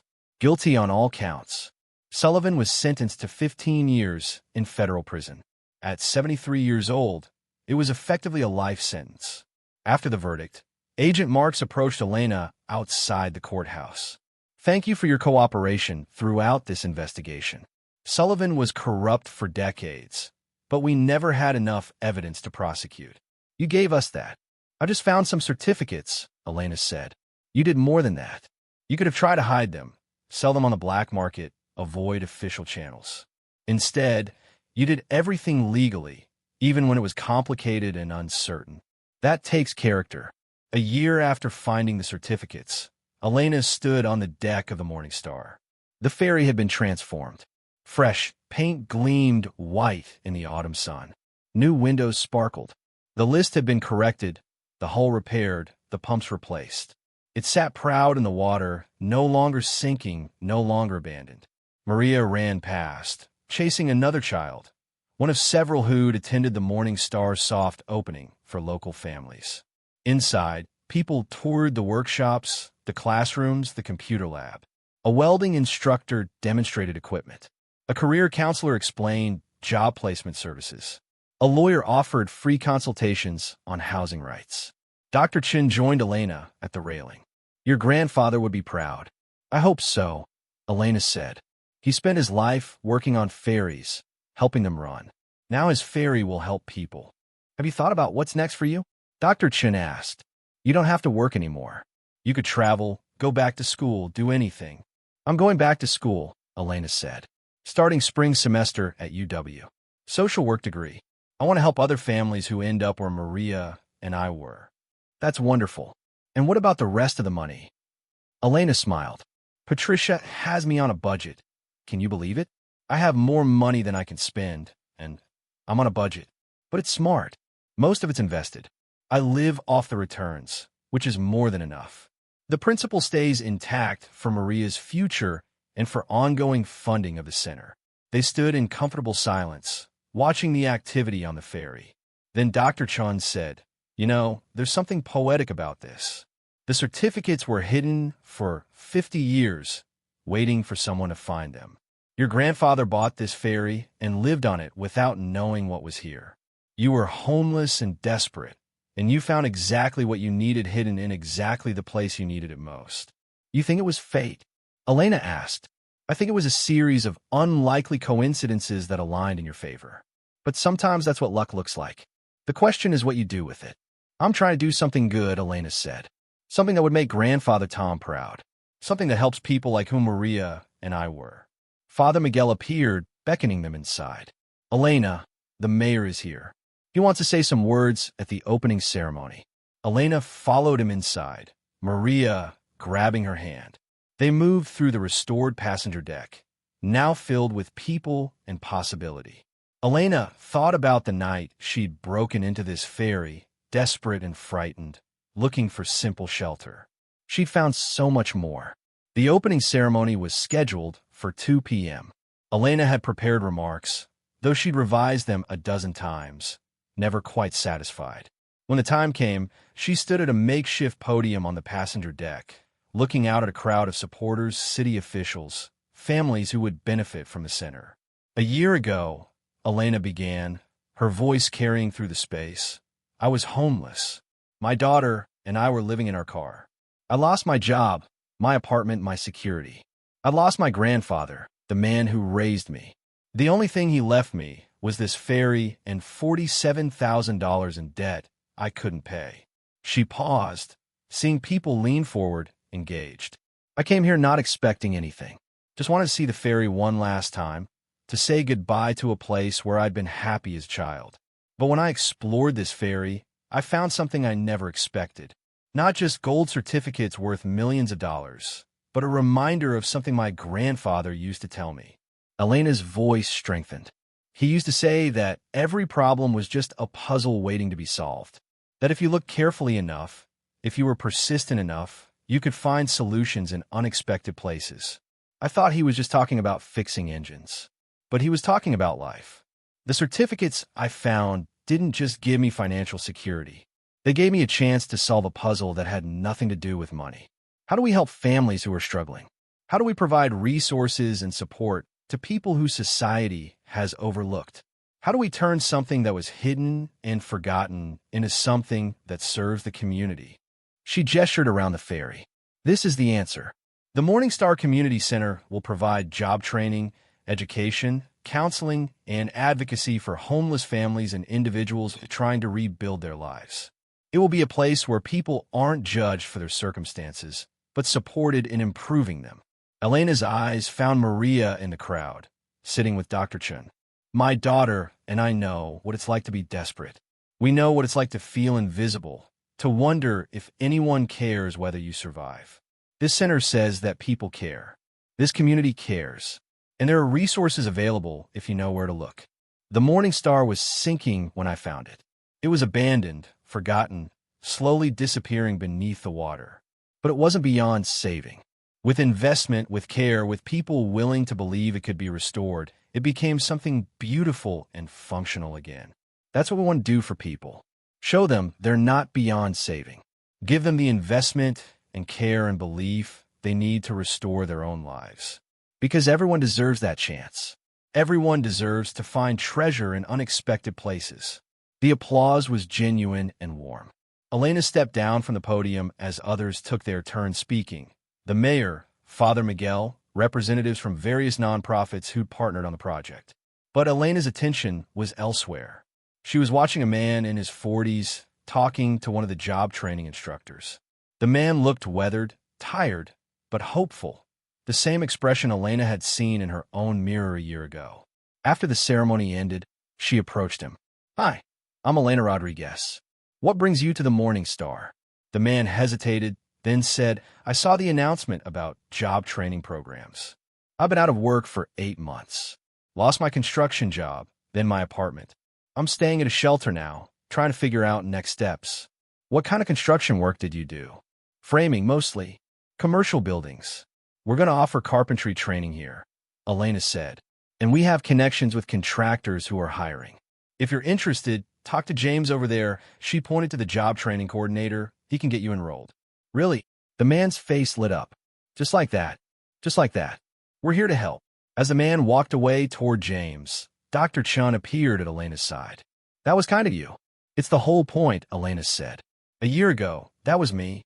Someone just needed to give me a chance." "You gave yourself a chance," Dr. Chun corrected gently. "You could have done a dozen different things with those certificates.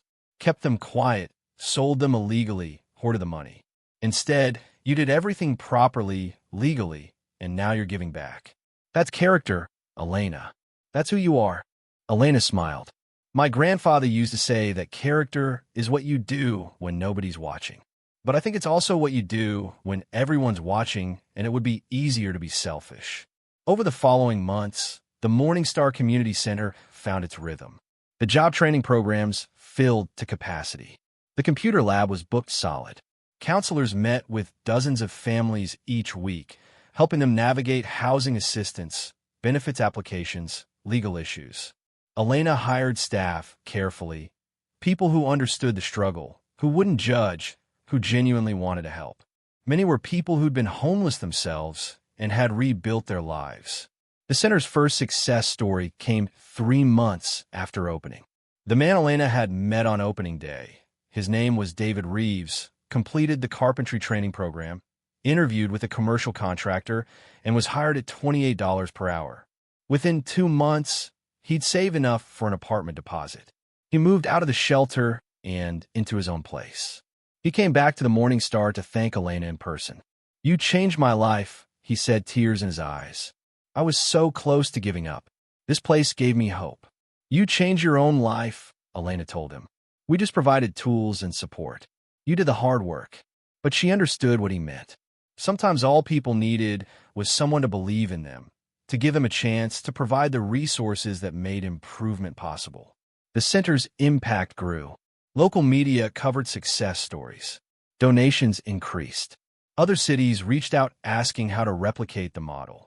Elena found herself becoming a spokesperson for homeless advocacy, testifying at city council meetings, speaking at conferences. It was strange being visible after so long being invisible.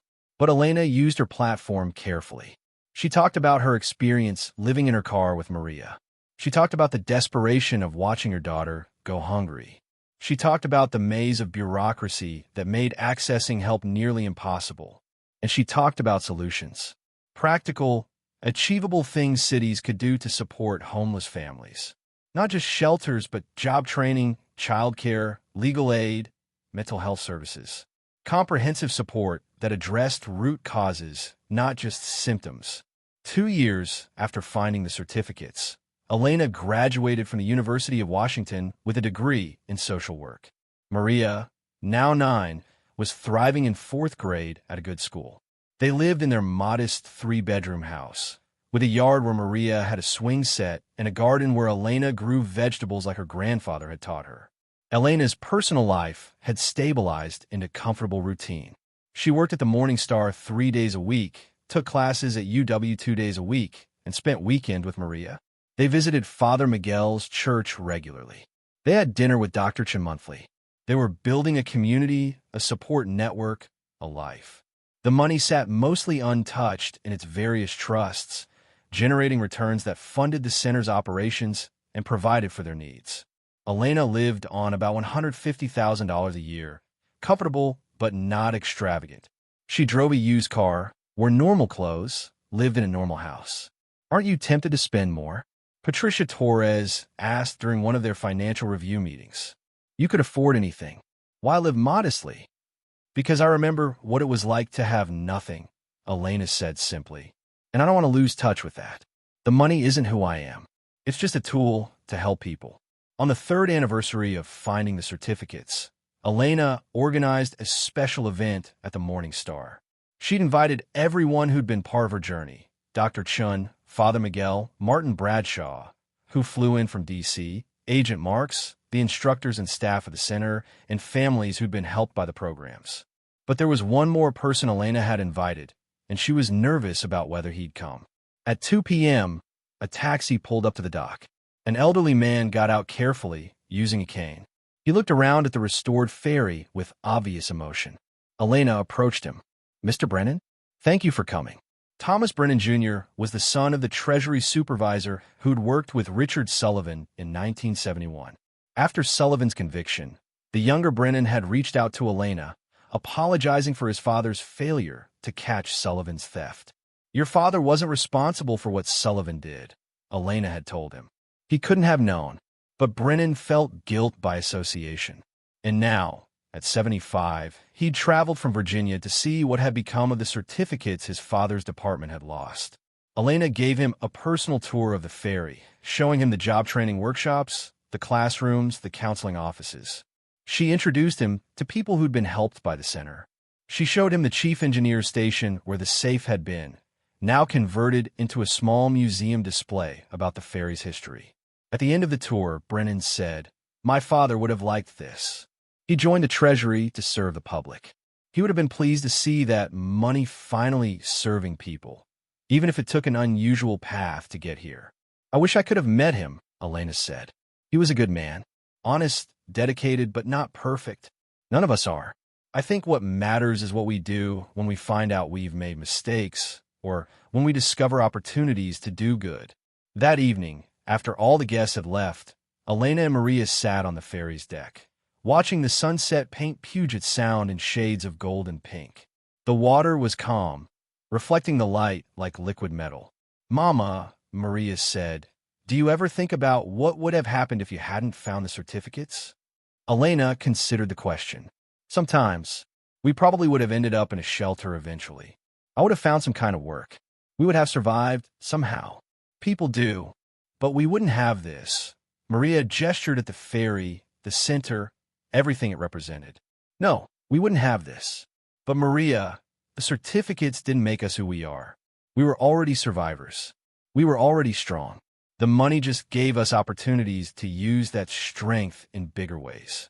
"I want to help people when I grow up," Maria said. "Like you do." Elena pulled her close. "You could do anything you want, baby. That's the point of everything we've built. To make sure people have choices, opportunities, the support they need to become who they're meant to be." They sat in comfortable silence as stars began appearing in the darkening sky. The ferry rocked gently in the water, no longer sinking, no longer abandoned. It had been saved, restored, given new purpose. Just like Elena herself. For years after finding the certificates, Elena received an unexpected visitor at the Morning Star. A woman in her 60s, well-dressed and professional, asked to speak with her privately. "My name is Catherine Sullivan," the woman said when they were alone in Elena's office. "Richard Sullivan was my brother." Elena felt tension coil in her chest. "I see. I want to apologize," Catherine said quickly. "For what Richard did. For the theft, for trying to intimidate you, for all of it." Our family is ashamed. You're not responsible for his choices, Elena said carefully. No, but I benefit from them. Richard gave our family money over the years. Money, I now realize, came from other illegal activities. I've spent the last year trying to make restitution where I can, and I wanted to make a donation to your center. She handed Elena an envelope. Inside was a check for $500,000. Elena stared at it. This is too much. It's not nearly enough to undo the harm Richard caused, but it's what I can offer. Please accept it. Use it to help more families.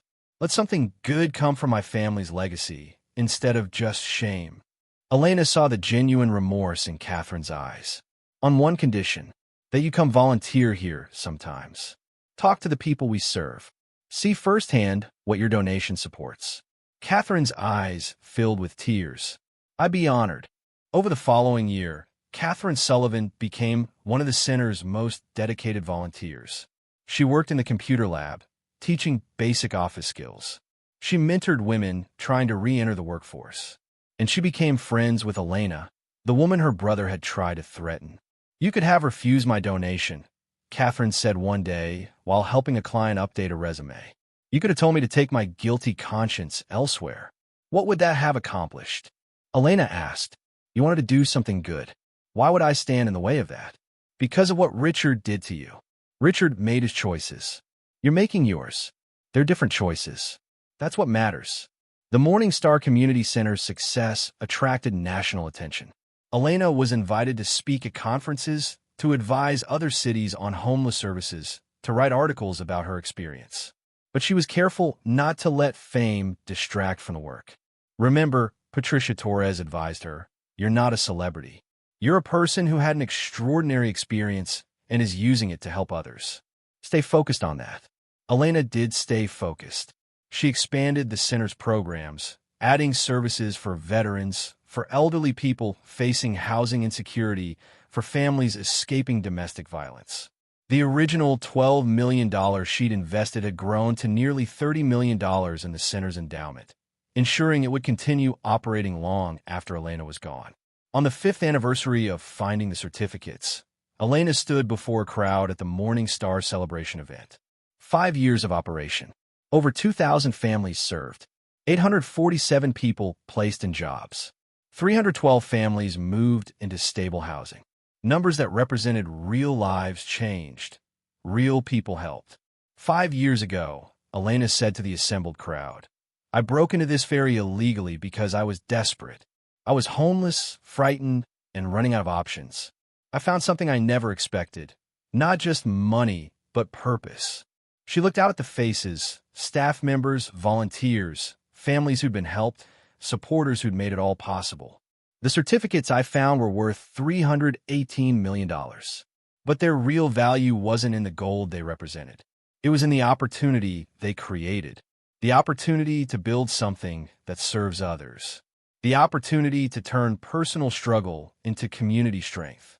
The opportunity to prove that everyone deserves a second chance. This ferry was sinking when I found it. It was abandoned, forgotten, considered worthless. But it wasn't worthless. It just needed someone to see its potential, to invest in its restoration, to believe it could be something important again. That's what we do here every day. We work with people whose society has written off as sinking, as beyond help. And we prove that everyone has potential. Everyone can be restored. Everyone deserves investment and belief and support. Elena's voice grew stronger. My grandfather, Tom Rodriguez, spent his life working on ferries, keeping them running, helping them serve people. He never knew what was hidden on this ferry. He never knew that his purchase of this vessel would eventually help thousands of families. But I think he would understand. He believed in service, in helping others, in doing the work that needed doing. So today, as we celebrate 5 years of the Morning Star Community Center, I want to honor him. This center exists because he bought this ferry and left it to me. But more than that, it exists because he taught me that problems are just puzzles waiting to be solved. That persistence matters. That everyone deserves dignity and respect. Thank you to everyone who supported this work. Thank you to the families who've trusted us with their stories and their hopes. Thank you to my daughter Maria, who survive homelessness with grace and courage. And thank you to my grandfather, wherever he is, for leaving me not just a ferry, but a legacy of service." The applause was thunderous. Maria ran up and hugged her mother. Dr. Chin wiped tears from her eyes. Father Miguel beamed proudly. Even Patricia Torres, usually so professionally composed, was visibly moved. After the ceremony, as people mingled and celebrated, a young woman approached Elena hesitantly. She was maybe 22, holding a toddler on her hip. "Ms. Rodriguez, I wanted to thank you. I came here 6 months ago. I just left an abusive relationship, had nowhere to go, no job skills, no support. The center helped me get into a domestic violence shelter, then into transitional housing. They trained me for office work. They provided childcare so I could go to interviews. Last week, I started a job with benefits. My son and I have our own apartment now." The young woman's eyes shone with tears. "A year ago, I thought my life was over. I thought I'd never escape, never be safe, never give my son a good life. You proved me wrong. You gave me hope when I had none." Elena hugged her carefully, mindful of the toddler between them. "You did the work. You made the brave choices. We just provided tools. But those tools saved my life," the woman said. "Literally. If I hadn't found this place, I don't know what would have happened to us." After she walked away, Elena stood for a moment, feeling the weight and privilege of what she'd built. This was why the money mattered. Not for mansions or yachts or luxury. For moments like this. For lives changed. For hope restored. Dr. Chin joined her. "You okay?" "Yeah," Elena said. "Just overwhelmed sometimes by how much difference we can make." "You've created something remarkable here, Elena. Something that will outlast all of us." "That's the goal," Elena said. "My grandfather didn't live to see this. But maybe Maria's children will work here someday. Maybe this center will serve families for generations. That will be a legacy worth leaving." As the sun set over Puget Sound, Elena walked through the ferry one last time before heading home. She passed the job training workshops where people were learning trades.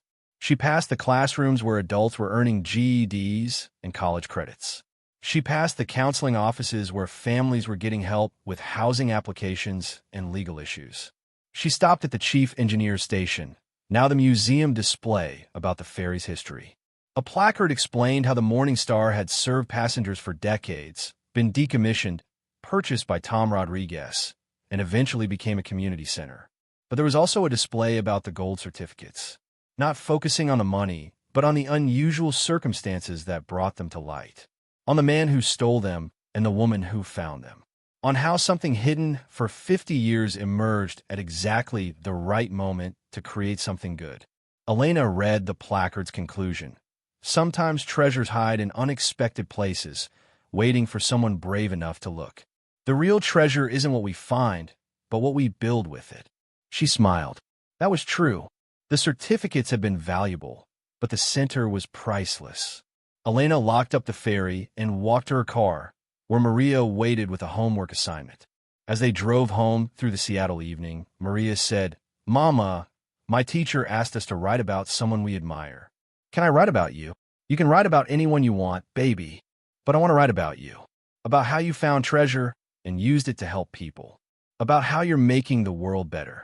Elena pulled into their driveway and turned to look at her daughter, 9 years old, smart and kind and thoughtful, growing up knowing that she was loved and safe and had opportunities. "Okay," Elena said, "but here's what I want you to understand. The treasure wasn't the important part. The important part was deciding what to do with it. Anyone can find something valuable. Not everyone chooses to use it well. But you did," Maria said simply. "You chose to help people." "Because I remembered what it was like to need help," Elena said. "And that's a lesson I never want you to forget. No matter how much money we have, no matter how comfortable we become, always remember what it was like before. Always remember that there are people struggling right now who just need someone to give them a chance." They went inside their house. Nothing fancy, but warm and comfortable in theirs. Elena made dinner while Maria did homework. They ate together at the kitchen table, talking about school and friends and weekend plans. Just normal life. The kind of normal life Elena had feared she'd never have again. Later, After Maria was asleep, Elena sat at her home office and reviewed reports from the Morning Star. The center was serving more families than ever. Success rates were improving. Funding was stable. Everything was working. She pulled out a photograph of her grandfather, the one she'd found in his chest on the ferry. He was younger in the photo, maybe 40, standing in front of Ferry in his mechanic's uniform. He looked proud, capable, exactly as Elena remembered him. "I hope I'm making you proud, grandfather," Elena whispered to the photograph. "I hope you be happy with what I've done with your ferry." She imagined him smiling at her, saying what he always said, "Every problem is just a puzzle waiting to be solved." Elena had solved her puzzle. She'd taken desperation and transformed it into purpose. She'd taken a sinking ferry and made it float again. She'd taken hidden treasure and turned it into visible good. And she'd proven that sometimes, when everything seems lost, opportunity hides in unexpected places. You just have to be brave enough to explore, persistent enough to keep looking, and wise enough to use what you find to help others. The Morning Star had been abandoned, forgotten, slowly sinking beneath the water. But it wasn't beyond saving. Neither was Elena. Neither were the thousands of families who'd walk through the center's doors in the years to come. Some treasures are measured in gold, but the best treasures are measured in lives changed, hope restored, and community strengthened. Elena Rodriguez had found both kinds of treasure, and she'd built a legacy that would last far longer than any amount of money. That was the real fortune. 5 years became 10. The Morning Star Community Center celebrated its 10th anniversary with a gala that drew over 500 people. Elena stood in the restored passenger deck, now transformed into an elegant event space, and marveled at how far they'd come. The center had expanded beyond the ferry itself. Using returns from the endowment, they'd purchased the adjacent waterfront property and built a modern facility connected to the ferry by a covered walkway. The new building housed dormitory-style, transitional housing for 40. "Oh, Dr. Chun, how is she?" Elena hadn't seen Sarah in several months. The professor had been on sabbatical, doing research in Europe. "She's well. Back in Seattle next week, actually, but I wanted to introduce myself for another reason. I'm a documentary filmmaker, and I'd like to talk to you about telling your story." Elena's instinct was immediate refusal. She'd turned down dozens of media requests over the years. "I appreciate the interest, but I prefer to keep my focus on the work here." "Understand," James said quickly. "But hear me out. This wouldn't be sensational or exploitative. I want to make a film about homelessness in America, using your story as a framework. Show the reality of what families go through, but also show that solutions exist when communities invest in them." Why my story specifically? Because it's both extraordinary and ordinary. The discovery of the certificates is extraordinary, but your experience of homelessness, of struggling to provide for your daughter, of navigating systems that don't work, that's ordinary. Millions of families go through it. Your story shows both the human cost of homelessness and the transformative power of comprehensive support services. Elena considered. She'd always been private, uncomfortable with attention. But if a well-made documentary could educate people about homelessness and inspire other communities to create similar programs. "Let me think about it," she said. "Give me your contact information." 2 weeks later, after consulting with her advisors and the Morning Star's board, Elena agreed to participate. But she insisted on conditions. The film would focus primarily on families currently being served by the center, not on her personal story. It would showcase the center's programs and their effectiveness. And it would include policy recommendations for addressing homelessness. James Chun agreed to all her conditions. Filming began in spring. The documentary process was more invasive than Elena had anticipated. Camera crews followed her through her workdays. They interviewed Maria, Dr. Chun, Father Miguel, people Elena had helped. They filmed counseling sessions, with participants' permission, job training classes, and the gradual transformation of families from crisis to stability. But they also filmed the parts Elena wished they didn't have to show. The intake interviews where parents broke down crying. The children who'd been traumatized by instability. The bureaucratic nightmares that made accessing help nearly impossible. The reality that, even with the Morning Star's resources, They couldn't help everyone who needed it. One family in particular affected Elena deeply. The Johnsons, Marcus, his wife Keisha, and their 3 children aged 6, 8, and 10, had become homeless after Marcus lost his job as a machinist. They'd been living in their van for 4 months before finding the Morning Star. "I used to make $65,000 a year," Marcus told the camera, his voice heavy with shame. "I had a house, savings, a good life. Then the factory closed. I sent out over 200 job applications. Got maybe 5 interviews. No offers. The money ran out. We lost the house. Now my kids are living in a van, and I can't fix it." Elena worked with Marcus personally, reviewing his resume, helping him practice interview skills, connecting him with employers. After 6 weeks, he landed a position at a different manufacturing facility. But the job started at $42,000, nearly $25,000 less than what he'd made before. "It's a pay cut," Marcus said, "but it's work. It's a start. We can rebuild from here." Families, a medical clinic offering free health care, and a legal aid office staffed by volunteer attorneys. But it was Maria who surprised everyone that night. Now 14 years old, poised and articulate, she stepped up to the podium during the celebration. "My name is Maria Rodriguez," she began, her voice steady. "10 years ago, when I was 4 years old, my mother and I were homeless. We lived in our car for weeks. I remember being hot and thirsty and scared. I remember my mom crying when she thought I was asleep." Elena felt tears spring to her eyes. Maria had never spoken publicly about their experience before. "I also remember the day Mom took me to see a big old ferry. I thought it was like a castle. Mom went into the dark parts of the ferry to look for something, and I was scared she wouldn't come back. But she did, and she found something that changed everything." Maria looked directly at her mother. "People always talk about the money. $300 million sounds like a fairy tale. But that's not what changed our lives. What changed our lives was Mom's decision about what to do with that money. She could have bought mansions and yachts. She could have traveled the world. She could have lived like a queen. Instead, she bought this ferry that was slowly sinking, spent millions restoring it, and turned it into a place where other families could find the help we never had when we needed it." The audience was silent, captivated. "I'm 14 now. I've grown up watching my mom work at this center 3 days a week, not because she has to, but because she believes everyone deserves a chance. I met hundreds of families who came here with nothing and left with hope. I've seen people transform their lives with the tools and support this place provides."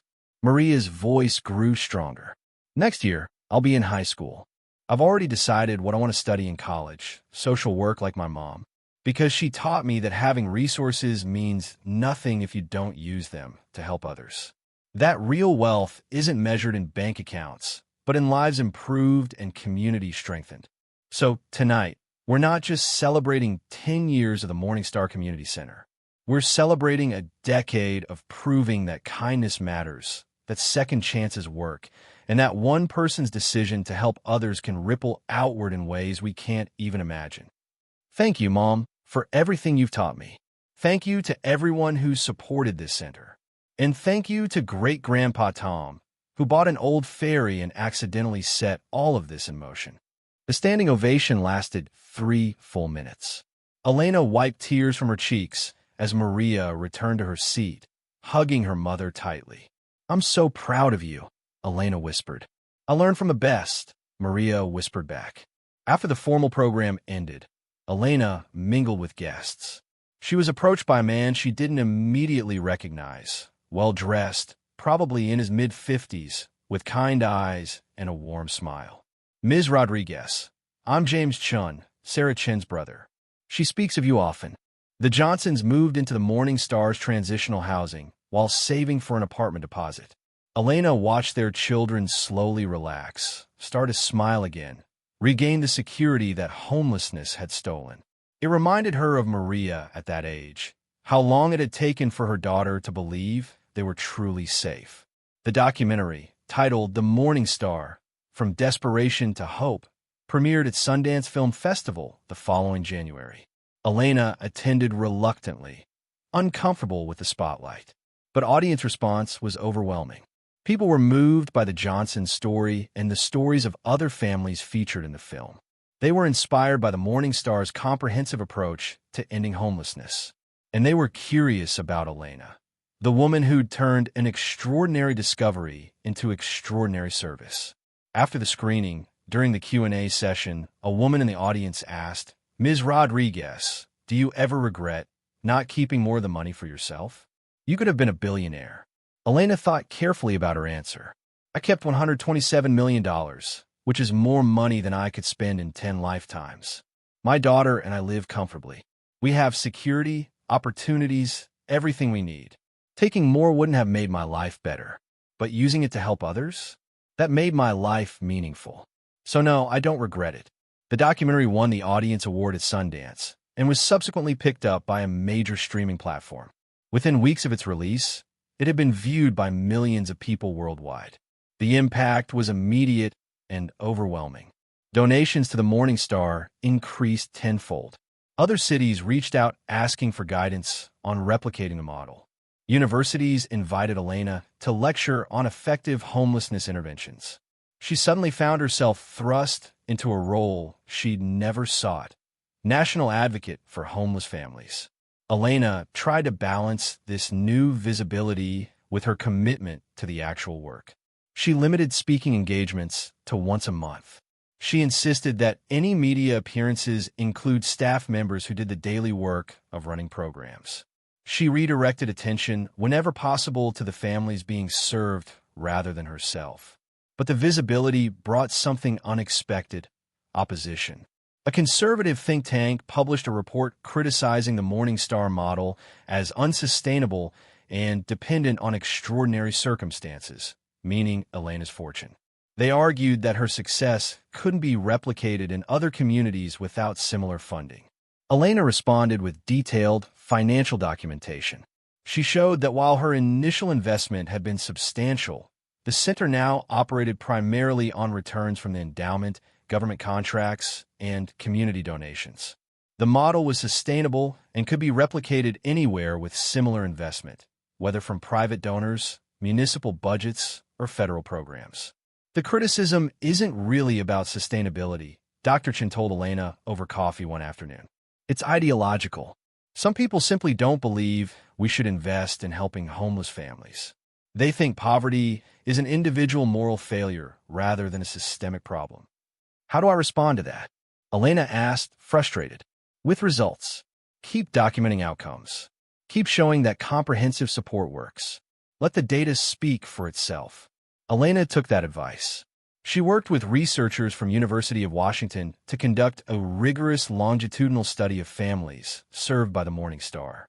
The study tracked families 4 or 5 years after they left the center's programs, measuring employment, housing stability, children's educational outcomes, and overall well-being. The results were compelling. 5 years after receiving services from the Morning Star, 78% of families maintained stable housing. 82% of adults were employed. Children showed significant improvements in school performance and psychological well-being. The success rate was far higher than traditional homeless interventions. "These numbers prove what we've always known," Elena told a gathering of city officials she'd been invited to address. "Homelessness isn't a moral failing. It's a resource problem. Give families resources, housing assistance, job training, childcare, counseling, and the vast majority will succeed. Deny them resources and blame them for failing, and nothing changes." But success brought new challenges. The Morning Star was serving nearly 500 families annually, operating at full capacity. The waiting list for services had grown to over 200 families. Every week, Elena had to turn away people who desperately needed help, and it broke her heart every single time. "We need to expand," she told the board at a quarterly meeting. "Either we build more capacity here, or we help other communities create their own Morning Star centers." Patricia Torres, still Elena's financial advisor after all these years, had run the numbers. The endowment can support one more facility of similar size. After that, you'd need additional funding sources or you'd be spending down principal. Elena made a decision. "Let's do both. use endowment returns to build one more Seattle facility focused specifically on families with children, but also create a franchise model, a detailed blueprint that other communities can use to create their own centers with their own funding. Over the next year, Elena worked with nonprofit consultants, program designers, and legal experts to create the Morningstar Playbook. It was a comprehensive guide covering everything from program design to funding strategies, from staff training to outcome measurement.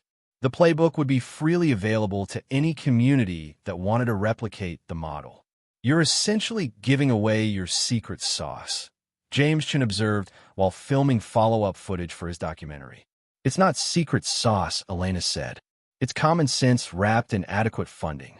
The only secret is treating people with dignity and providing comprehensive support. Every community should have that information. The second Morningstar facility opened in South Seattle 2 years after the documentary premiered. This location focused specifically on families with children under 12, providing not just services for parents but robust early childhood education programs, pediatric health care, and child trauma counseling. Elena hired directors to run both facilities, freeing herself to focus on the advocacy work that increasingly demanded her attention. She testified before Congress about federal homelessness policy. She advised mayors and governors on creating effective interventions. She spoke at conferences and universities, always bringing families she'd worked with to tell their own stories. Maria, now 16, had become increasingly involved in the work as well. She volunteered at the center every Saturday, working with children in the early education program. She'd started a blog documenting her experience growing up in the aftermath of homelessness, written with remarkable insight and emotional honesty. I want people to understand, Maria told her mother, that homeless kids aren't different from other kids. We have the same hopes and dreams and fears. We're just dealing with circumstances beyond our control. And with the right support, we can thrive just like anyone else. Maria's blog attracted significant following, particularly among young people.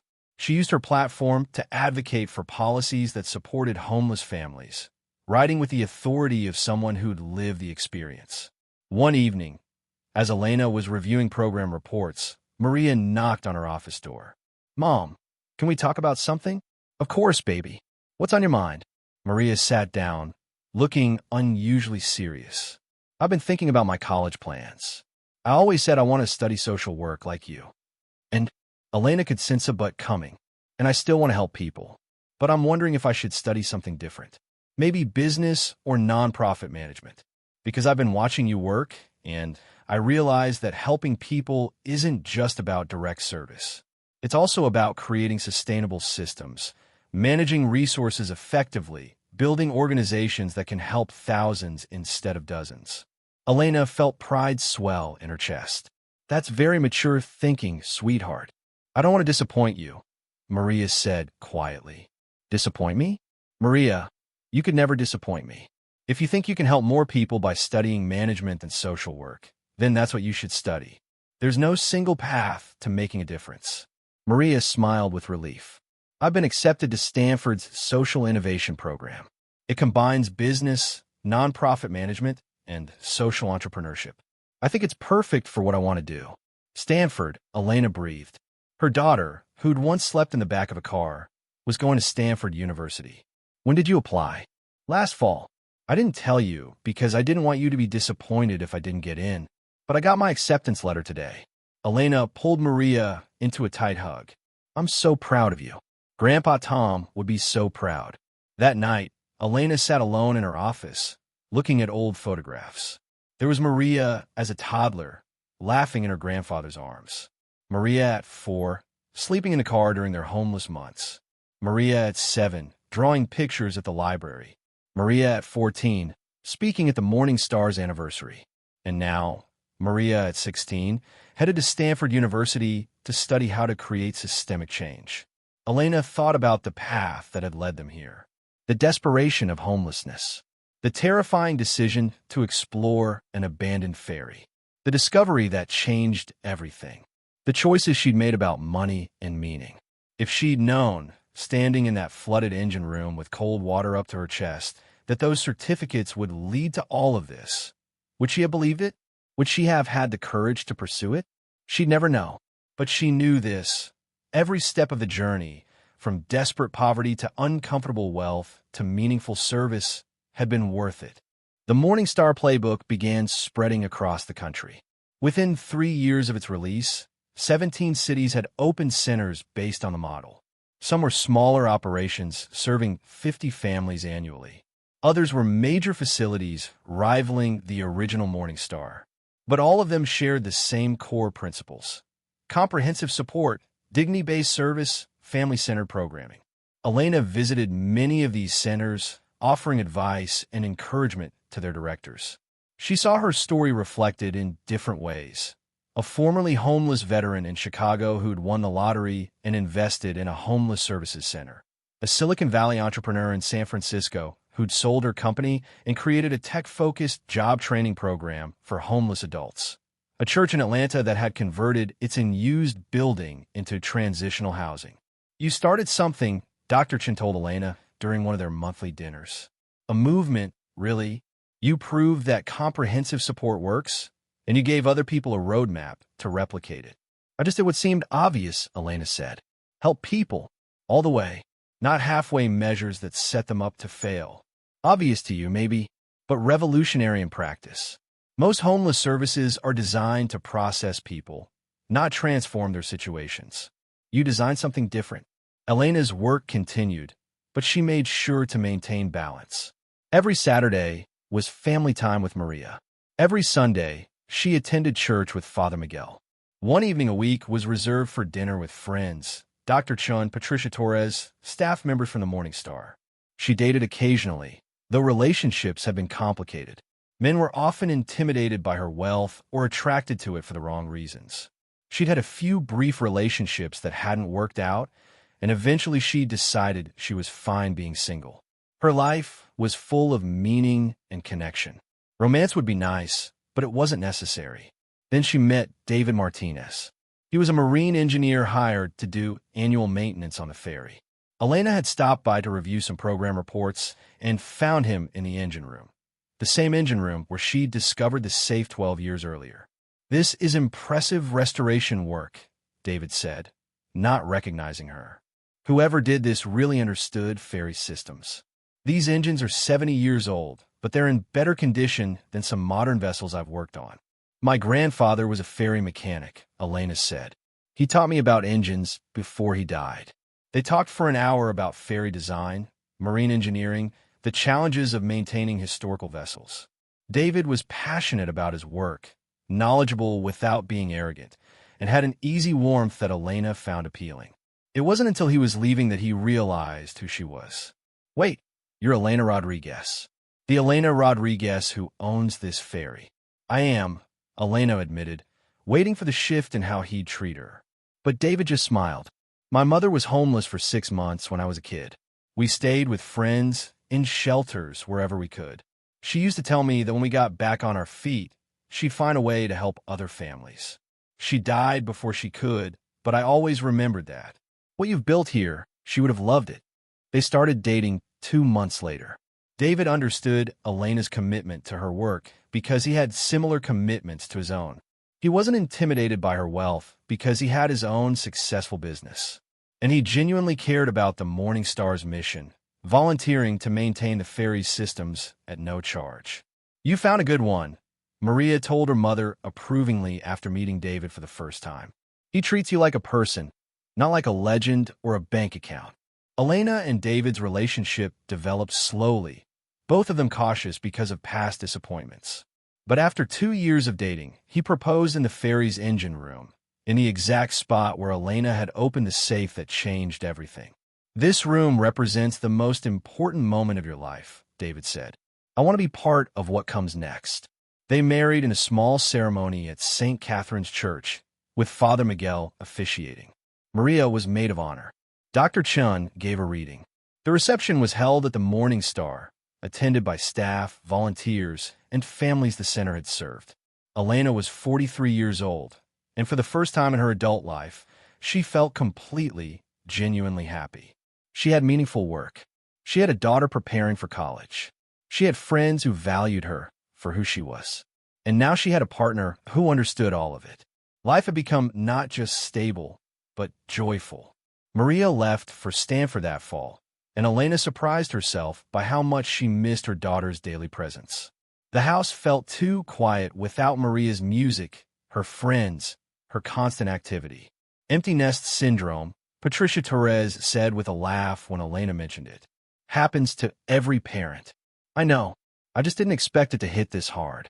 David helped fill the quiet. He moved into Elena's house, and they established new rhythms.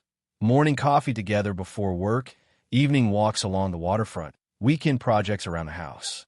He understood when Elena needed to work late at the center, and she understood when marine emergencies called him away. But Elena also used Maria's absence to expand her advocacy work. She accepted speaking engagements she previously declined. She worked with federal officials on new homelessness legislation.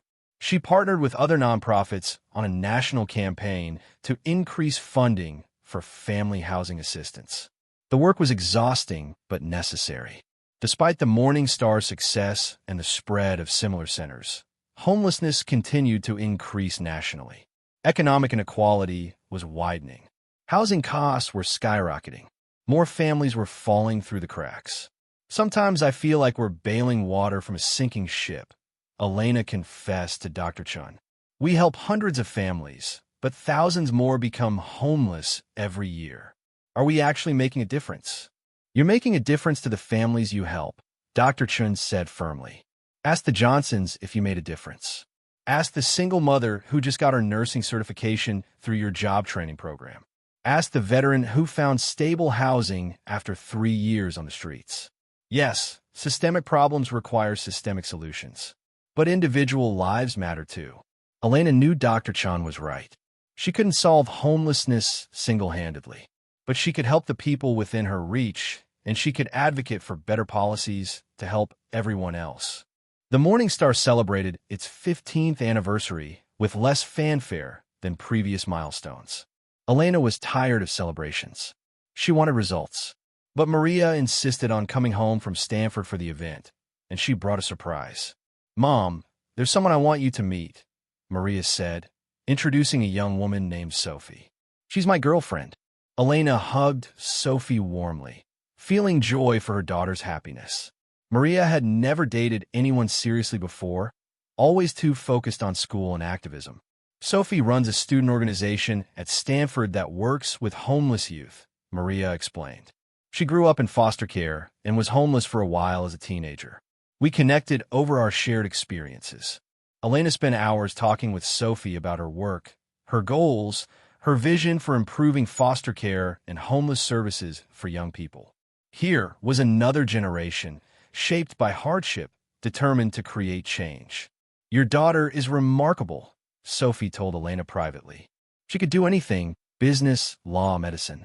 But she's committed to following in your footsteps, helping families like yours was." "Like ours was," Elena corrected gently. "She's told you our story? Everything. The car, the ferry, the certificates. But she doesn't tell it like it's a fairy tale. She tells it like it's a lesson in what's possible when people don't give up."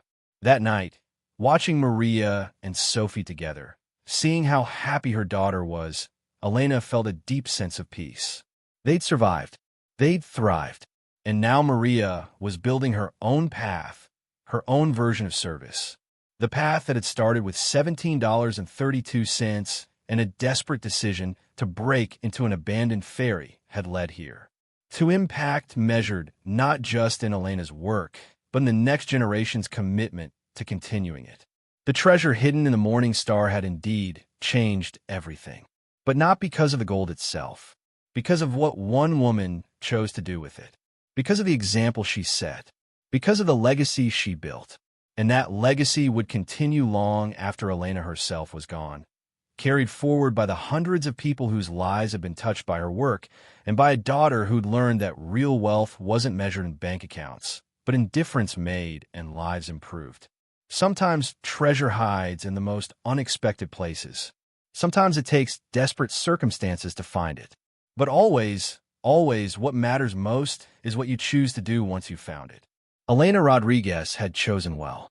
And 15 years later, standing in a ferry that had saved her life and changed everything, surrounded by people she'd helped and loved, she knew she'd make the same choice again. Every single time. Thank you so much for watching until the end. If you love this story, check out the other videos on your screen now. I think you'll really enjoy them. And don't forget to subscribe if you haven't already. See you in the next story.